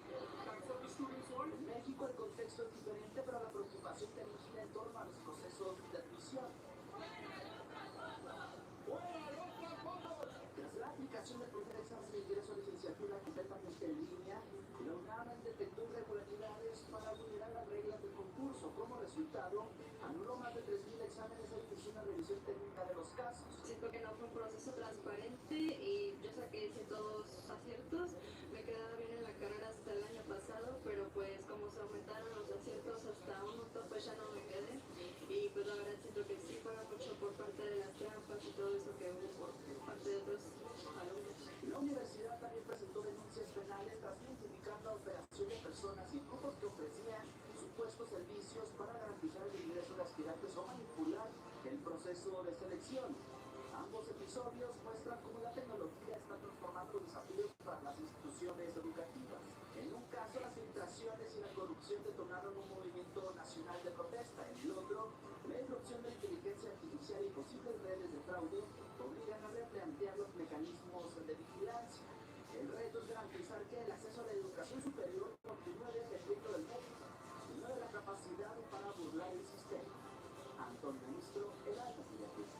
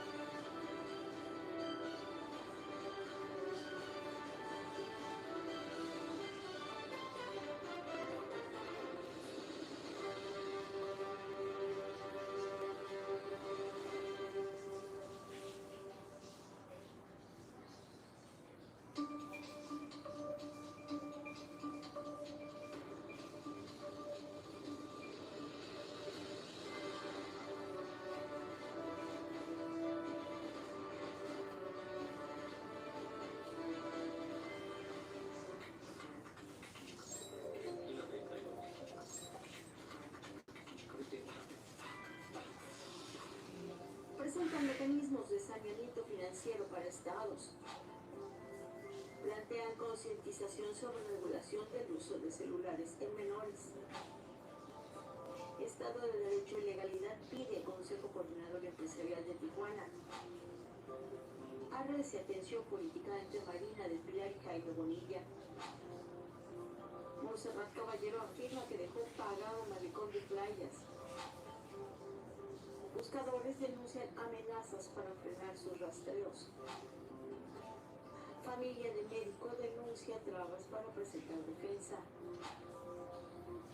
Comisión Estatal de Servicios Públicos de Tijuana sustituirá infraestructura en la pechuga. Presunto ladrón de autos fue detenido por ciudadanos en Mexicali. Pipas de agua en Rosarito abastecen colonias afectadas por suministro de agua. Esto y más información en Esquina Informativa Primera Edición con Paulina Sánchez. Muy buenos días, bienvenidos a Esquina Informativa Primera Edición. Es martes 28 de julio de 2026. Les saluda Corina Sánchez y estamos transmitiendo en Esquina 32 Radio. Nos escuchan a 1550 y en la 800 de AM en Tijuana y San Diego, así como en la 1190 de AM en Mexicali y Caléxico. También estamos en vivo para usted en redes sociales de Esquina 32 Noticias a través de nuestro canal de YouTube, donde le invitamos a estar informado este día. También quiero invitarle a que conozca nuestro portal, todos los detalles, toda la información en esquina32.info. Y puede comunicarse con nosotros esta mañana de martes enviando un mensaje de WhatsApp. El número es 664-583-1375. También podemos agregarle al canal o al grupo de esta aplicación para mantenerle informado todos los detalles de lo que ocurre este día y a lo largo de la semana. También usted nos puede exponer alguna denuncia que desea hacer pública vía este mensaje WhatsApp 664-583-1375. 7 de la mañana con 34 minutos. Muchísimas gracias por estar con nosotros. Le informo ahora sobre el clima en Tijuana. Las temperaturas este martes oscilarán entre los 20 y los 28 grados centígrados. Las rachas de viento serán de 11 kilómetros por hora, baja la intensidad. La humedad sigue alta, vemos nublados por la mañana y tarde y noche. Humedad 95%, hay 12% de probabilidad de lluvia para hoy. Para mañana miércoles en Tijuana tendremos temperatura mínima de 20 grados centígrados con una máxima de 28 y para el jueves mínima de 19 con máxima de 28 grados centígrados.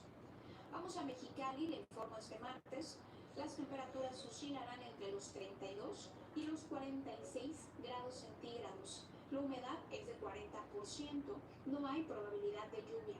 Las rachas de viento serán de 12 kilómetros por hora para hoy.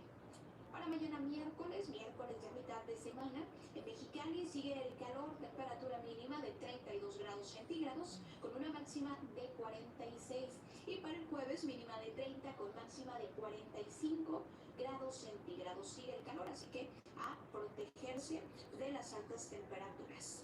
7 de la mañana con 35 minutos, pasamos a información nacional. La presidenta de México, Claudia Sheinbaum, señaló la importancia de abrir un proceso de discusión, esto sobre el uso excesivo de teléfonos celulares en menores de edad.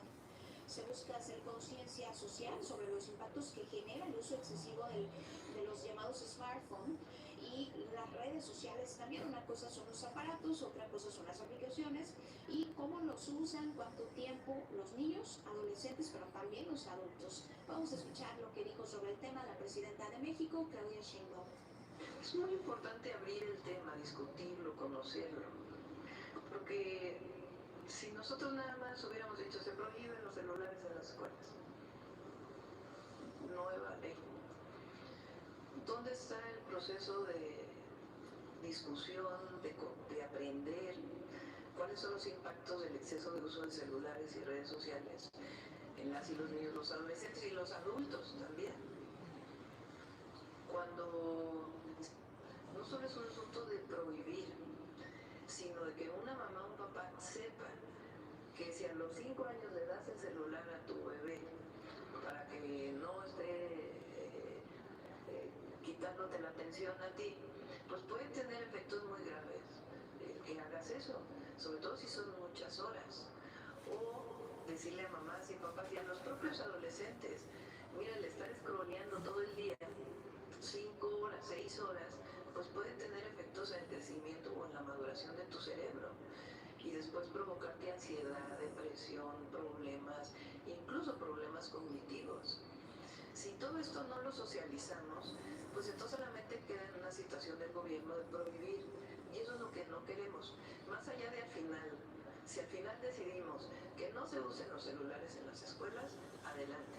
Pero pasamos por un proceso de concientización de todas y todos. Y también después vamos a ir hacia inteligencia artificial. Primero vamos a este tema que, por considerarlo un asunto de salud pública, es fundamental que entre todas y todos lo trabajemos.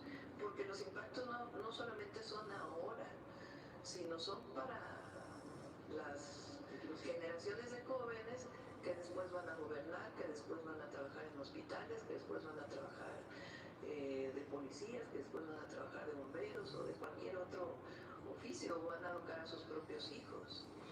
Entonces es muy importante que socialmente conozcamos el impacto del exceso de uso o del mal uso en todas y en todos. Y los adultos también, porque es más en niñas y niños y jóvenes, porque se está formando el cerebro, pero y también una conducta y una forma de vida, pero en los adultos también. Muchos de los adultos usamos o usan mucho tiempo las redes sociales y también eso impacta.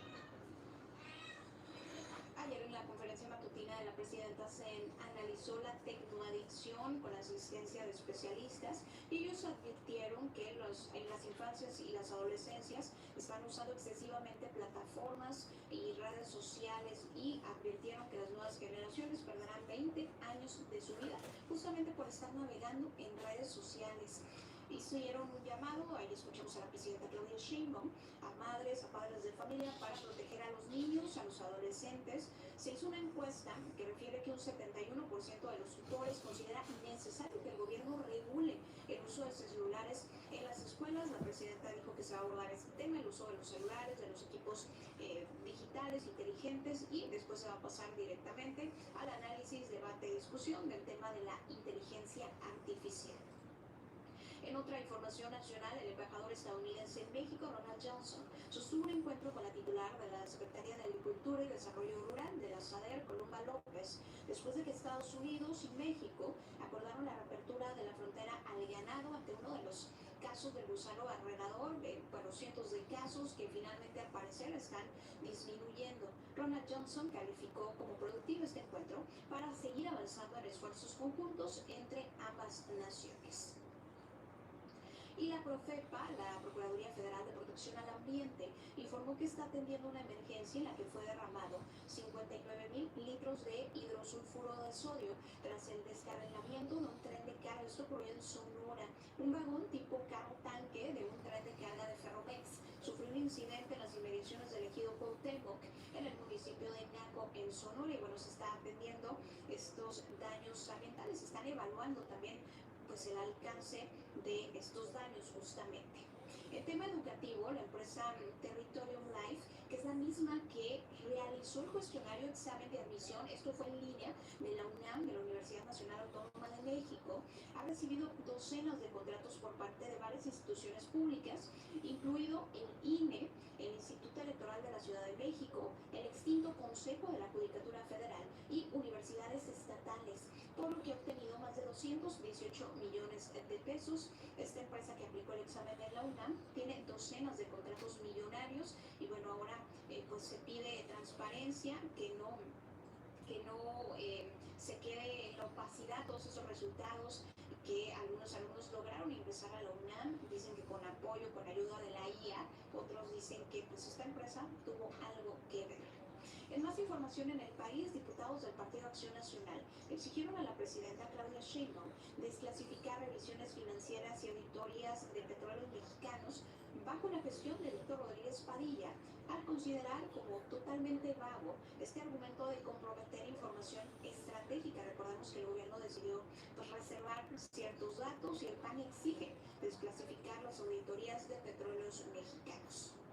En más sobre política, la presidenta nacional de Morena, Ariadna Montiel, expresó el rechazo a que desde el extranjero y desde antiguas élites se busque presionar políticamente a instituciones mexicanas. Esto luego de que a través de la llamada Iniciativa Democrática de España y las Américas, expresidentes de derecha de México y de varios países afirmaron que la detención del exgobernador de Baja California, Ernesto Rufo Appel, es un acto de venganza política. Ariadna Montiel dijo: quienes hoy se autoproclaman guardianes de la democracia carecen de autoridad moral para darle lecciones al pueblo de México. Así lo dijo la líder de Morena en el país. Vamos a Zacatecas. El gobierno estatal que encabeza el morenista David Monreal mantiene en operación este bachillerato en general militarizado. Fue creado en 2019 por el entonces gobernador Alejandro Tello Vizcarra, que ofrece instrucción académica de corte castrense no permitida por la ley mexicana. El titular de la Secretaría de Educación Pública, Mario Delgado, reiteró que no está autorizada por la ley ningún tipo de educación tipo militarizada. Ni la Secretaría de Educación ni la Defensa Nacional autorizan este tipo de modalidades. Pero en Zacatecas, ¿qué ocurre? Hubo un acuerdo entre la pasada administración estatal y la Secretaría de Defensa Nacional, ahora Defensa. En la actualidad se mantiene en operación este bachillerato con el presupuesto de la Secretaría de Educación, pero local, y es operado conjuntamente por esta dependencia y la comandancia de la zona militar, la 11, ubicada en el municipio de Guadalupe. Entonces el gobierno mantiene en operación este bachillerato militarizado. En más temas nacionales, Héctor Josué Arcos fue designado como director interino del Centro Federal de Conciliación y Registro Laboral, cargo que asumirá el 1 de agosto y en unos días para garantizar la continuidad administrativa, jurídica y operativa de este organismo, le repito, el Centro Federal de Conciliación Laboral en nuestro país. 7 de la mañana con 43 minutos, continuamos con más información aquí en Esquina 32 Radio. ¿Tienes un alto sentido humano, compromiso y un don natural de servicio? Entonces tienes lo que se necesita para estudiar la licenciatura en enfermería. Tu vocación merece formarse en Ibero. Aprovecha la colegiatura especial por tiempo limitado. Comunícate con nosotros. No pierdas la oportunidad. Hazlo realidad. En Mexicali, capital de la transformación, hay estabilidad que se nota. De acuerdo con el INEGI, la inflación en la ciudad es la más baja en 6 años, con 2.12% y precios más estables en alimentos y combustibles. Esto ayuda a cuidar la economía de las familias. Gobierno mexicano, uniendo esfuerzos. El drenaje no es un basurero. Las toallitas húmedas no deben arrojarse al sanitario ni al fregadero. No, esto no es bote de basura. Cuando llegan a la red sanitaria pueden provocar obstrucciones que afectan su funcionamiento y generan derrames. Deposítalos en el bote de basura y ayuda a proteger la infraestructura sanitaria de nuestra ciudad. El drenaje no es un basurero. Gobierno de Baja California. Comisión Estatal de Servicios Públicos de Tijuana. Todos los niños, niñas y adolescentes tienen derecho a crecer en familia, pero hay quienes por un tiempo no pueden estar con la suya. Familias de Corazón es un programa del sistema estatal DIF que busca brindar acogimiento temporal. Si en tu casa hay mucho cariño, elige compartirlo. Manda un mensaje al WhatsApp 686-155-6595 para conocer el proceso. Ser una familia de corazón es dar amor, afecto y cuidado.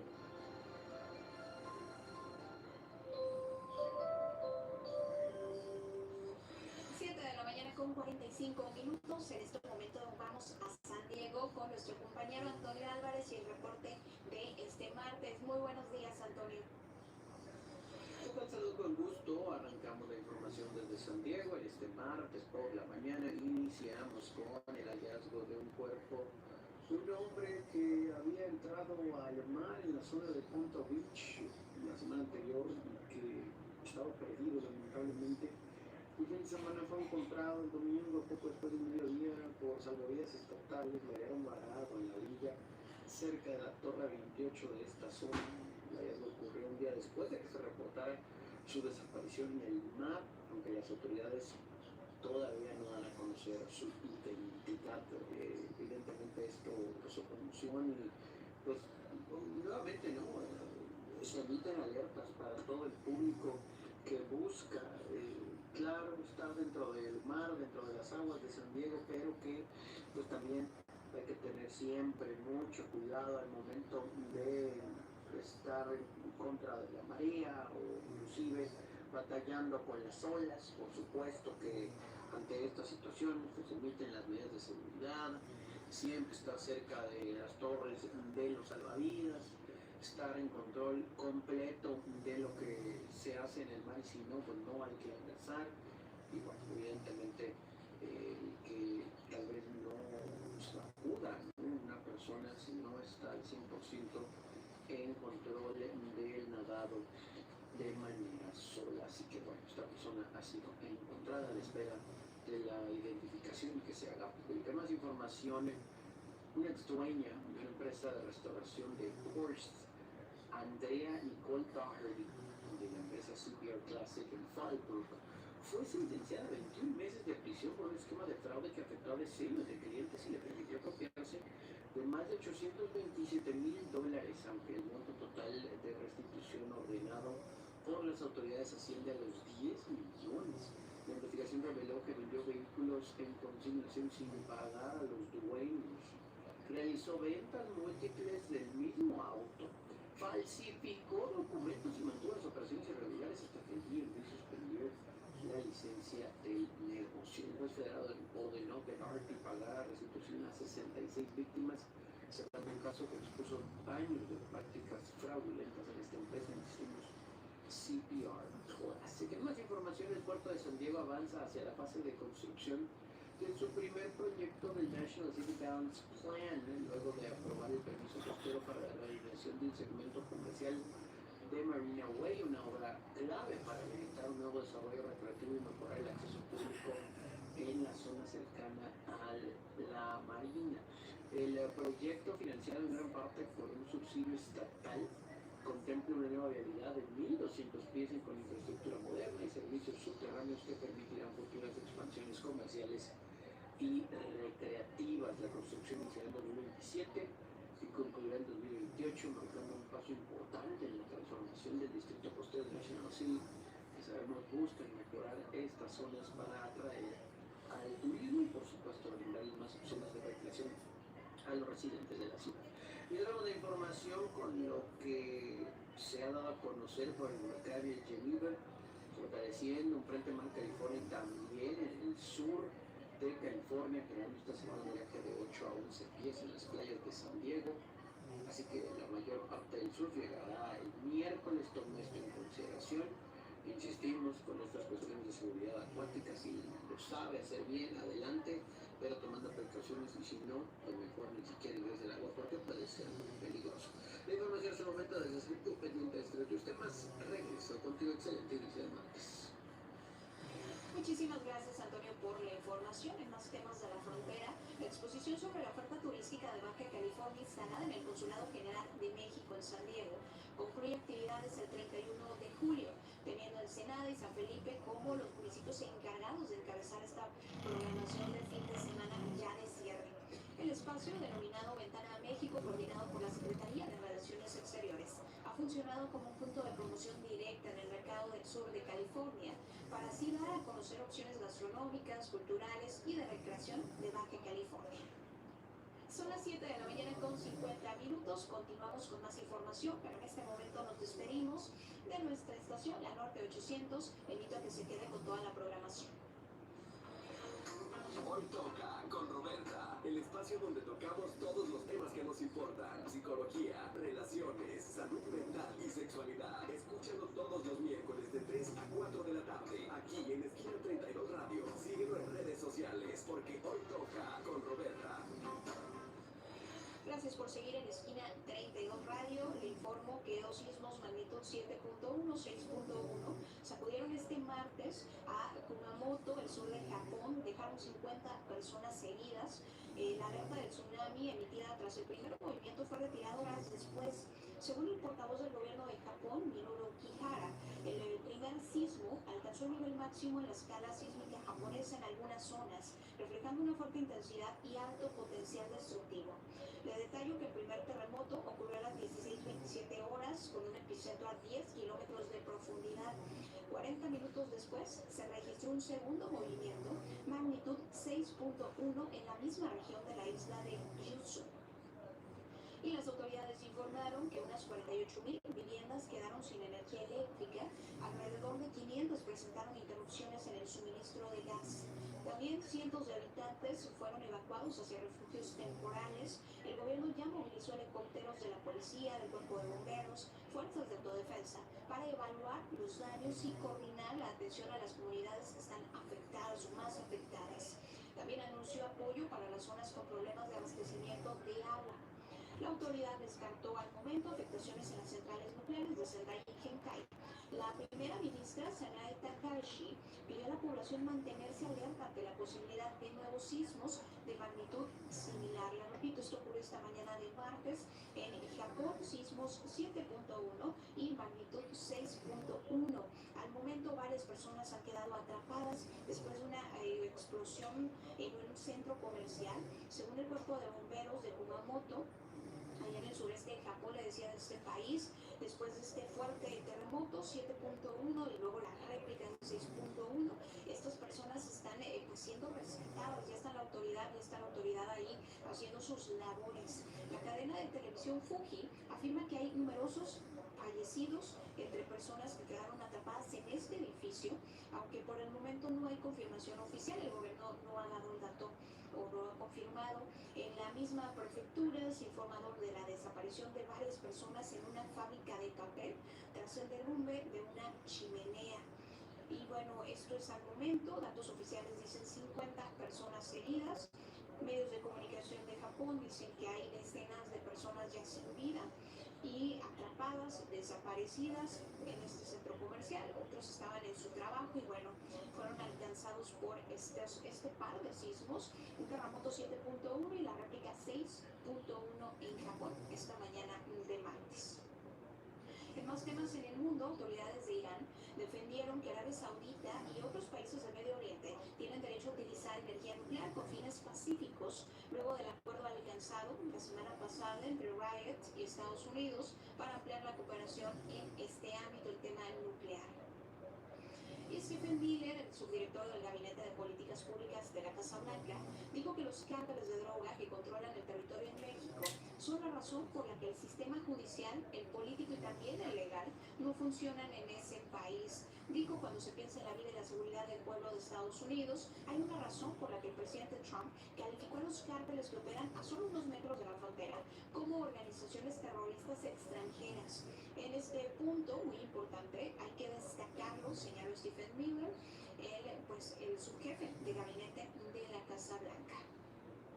En más información, en el mundo, la justicia argentina recibió una denuncia penal contra el jefe del Estado, que es Javier Milei, que fue acusado de malversación de fondos públicos a raíz de su participación en Brasil en un acto a favor del senador y candidato a presidente Flavio Bolsonaro, durante el cual insultó al mandatario de esa nación, Luis Ignacio Lula da Silva, un gobierno contrario al de Javier Milei, por el viaje a Brasil.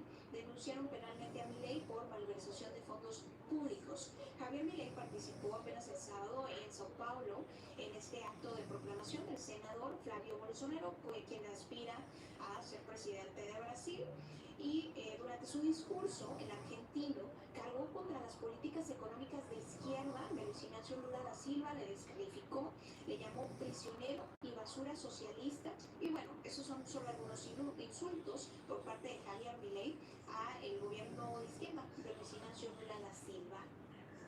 Y el ministro de Economía de Brasil, Dario Durigan, calificó como un payaso al presidente de Argentina, Javier Milei, luego de los insultos que lanzó durante su visita a Sao Paulo en apoyo a la candidatura de Flavio Bolsonaro. Las declaraciones provocaron una nueva tensión diplomática entre ambas naciones, ya de por sí con muchas asperezas, con llamados a consultas de representantes oficiales. Nos trasladamos a Haití. El Consejo Electoral fijó nuevas fechas para elecciones presidenciales en ese país, que se han retrasado, recordemos, durante mucho tiempo debido al deterioro de la seguridad en un clima de conflicto con poderosas bandas armadas, el pandillerismo, y programó la primera vuelta para finales de este 2026, es lo que se tiene previsto, que se celebren elecciones en Haití el próximo 13 de diciembre, según el Consejo Electoral de Haití.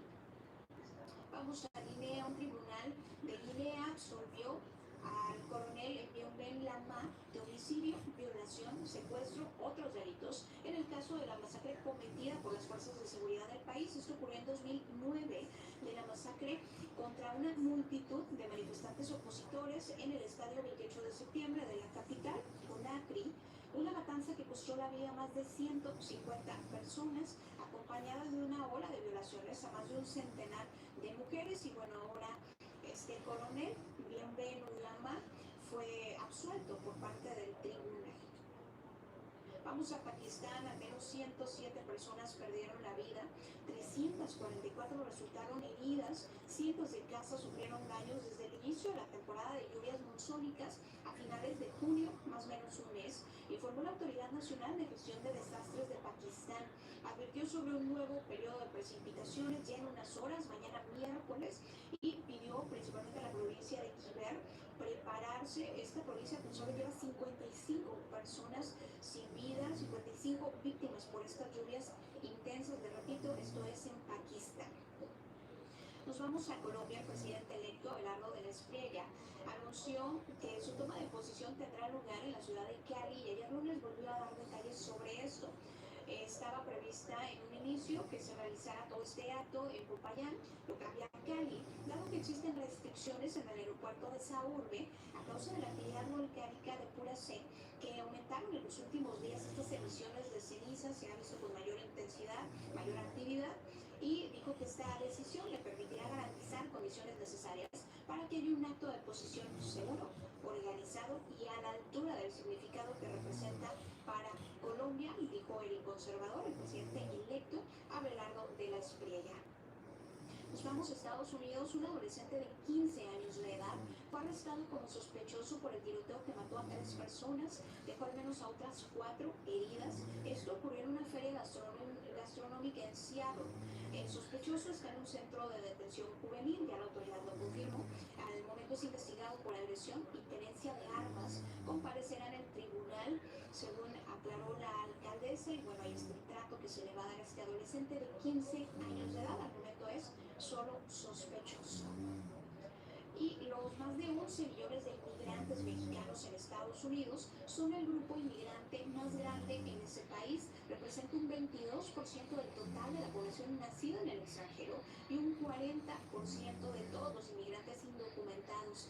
Este es un nuevo perfil demográfico elaborado por la Migración, ese Instituto de Migración con sede en Washington, que habla que el número total de inmigrantes mexicanos en Estados Unidos se han reducido a lo largo de las últimas décadas y se proyecta que así continúe en un futuro inmediato. Inmigrantes nacidos en México representan aproximadamente una cuarta parte del total de 40.5 millones de personas en Estados Unidos que tienen ascendencia mexicana.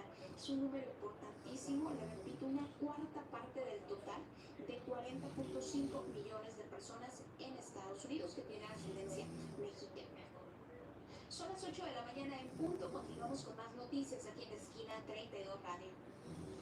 ¿Tienes un alto sentido humano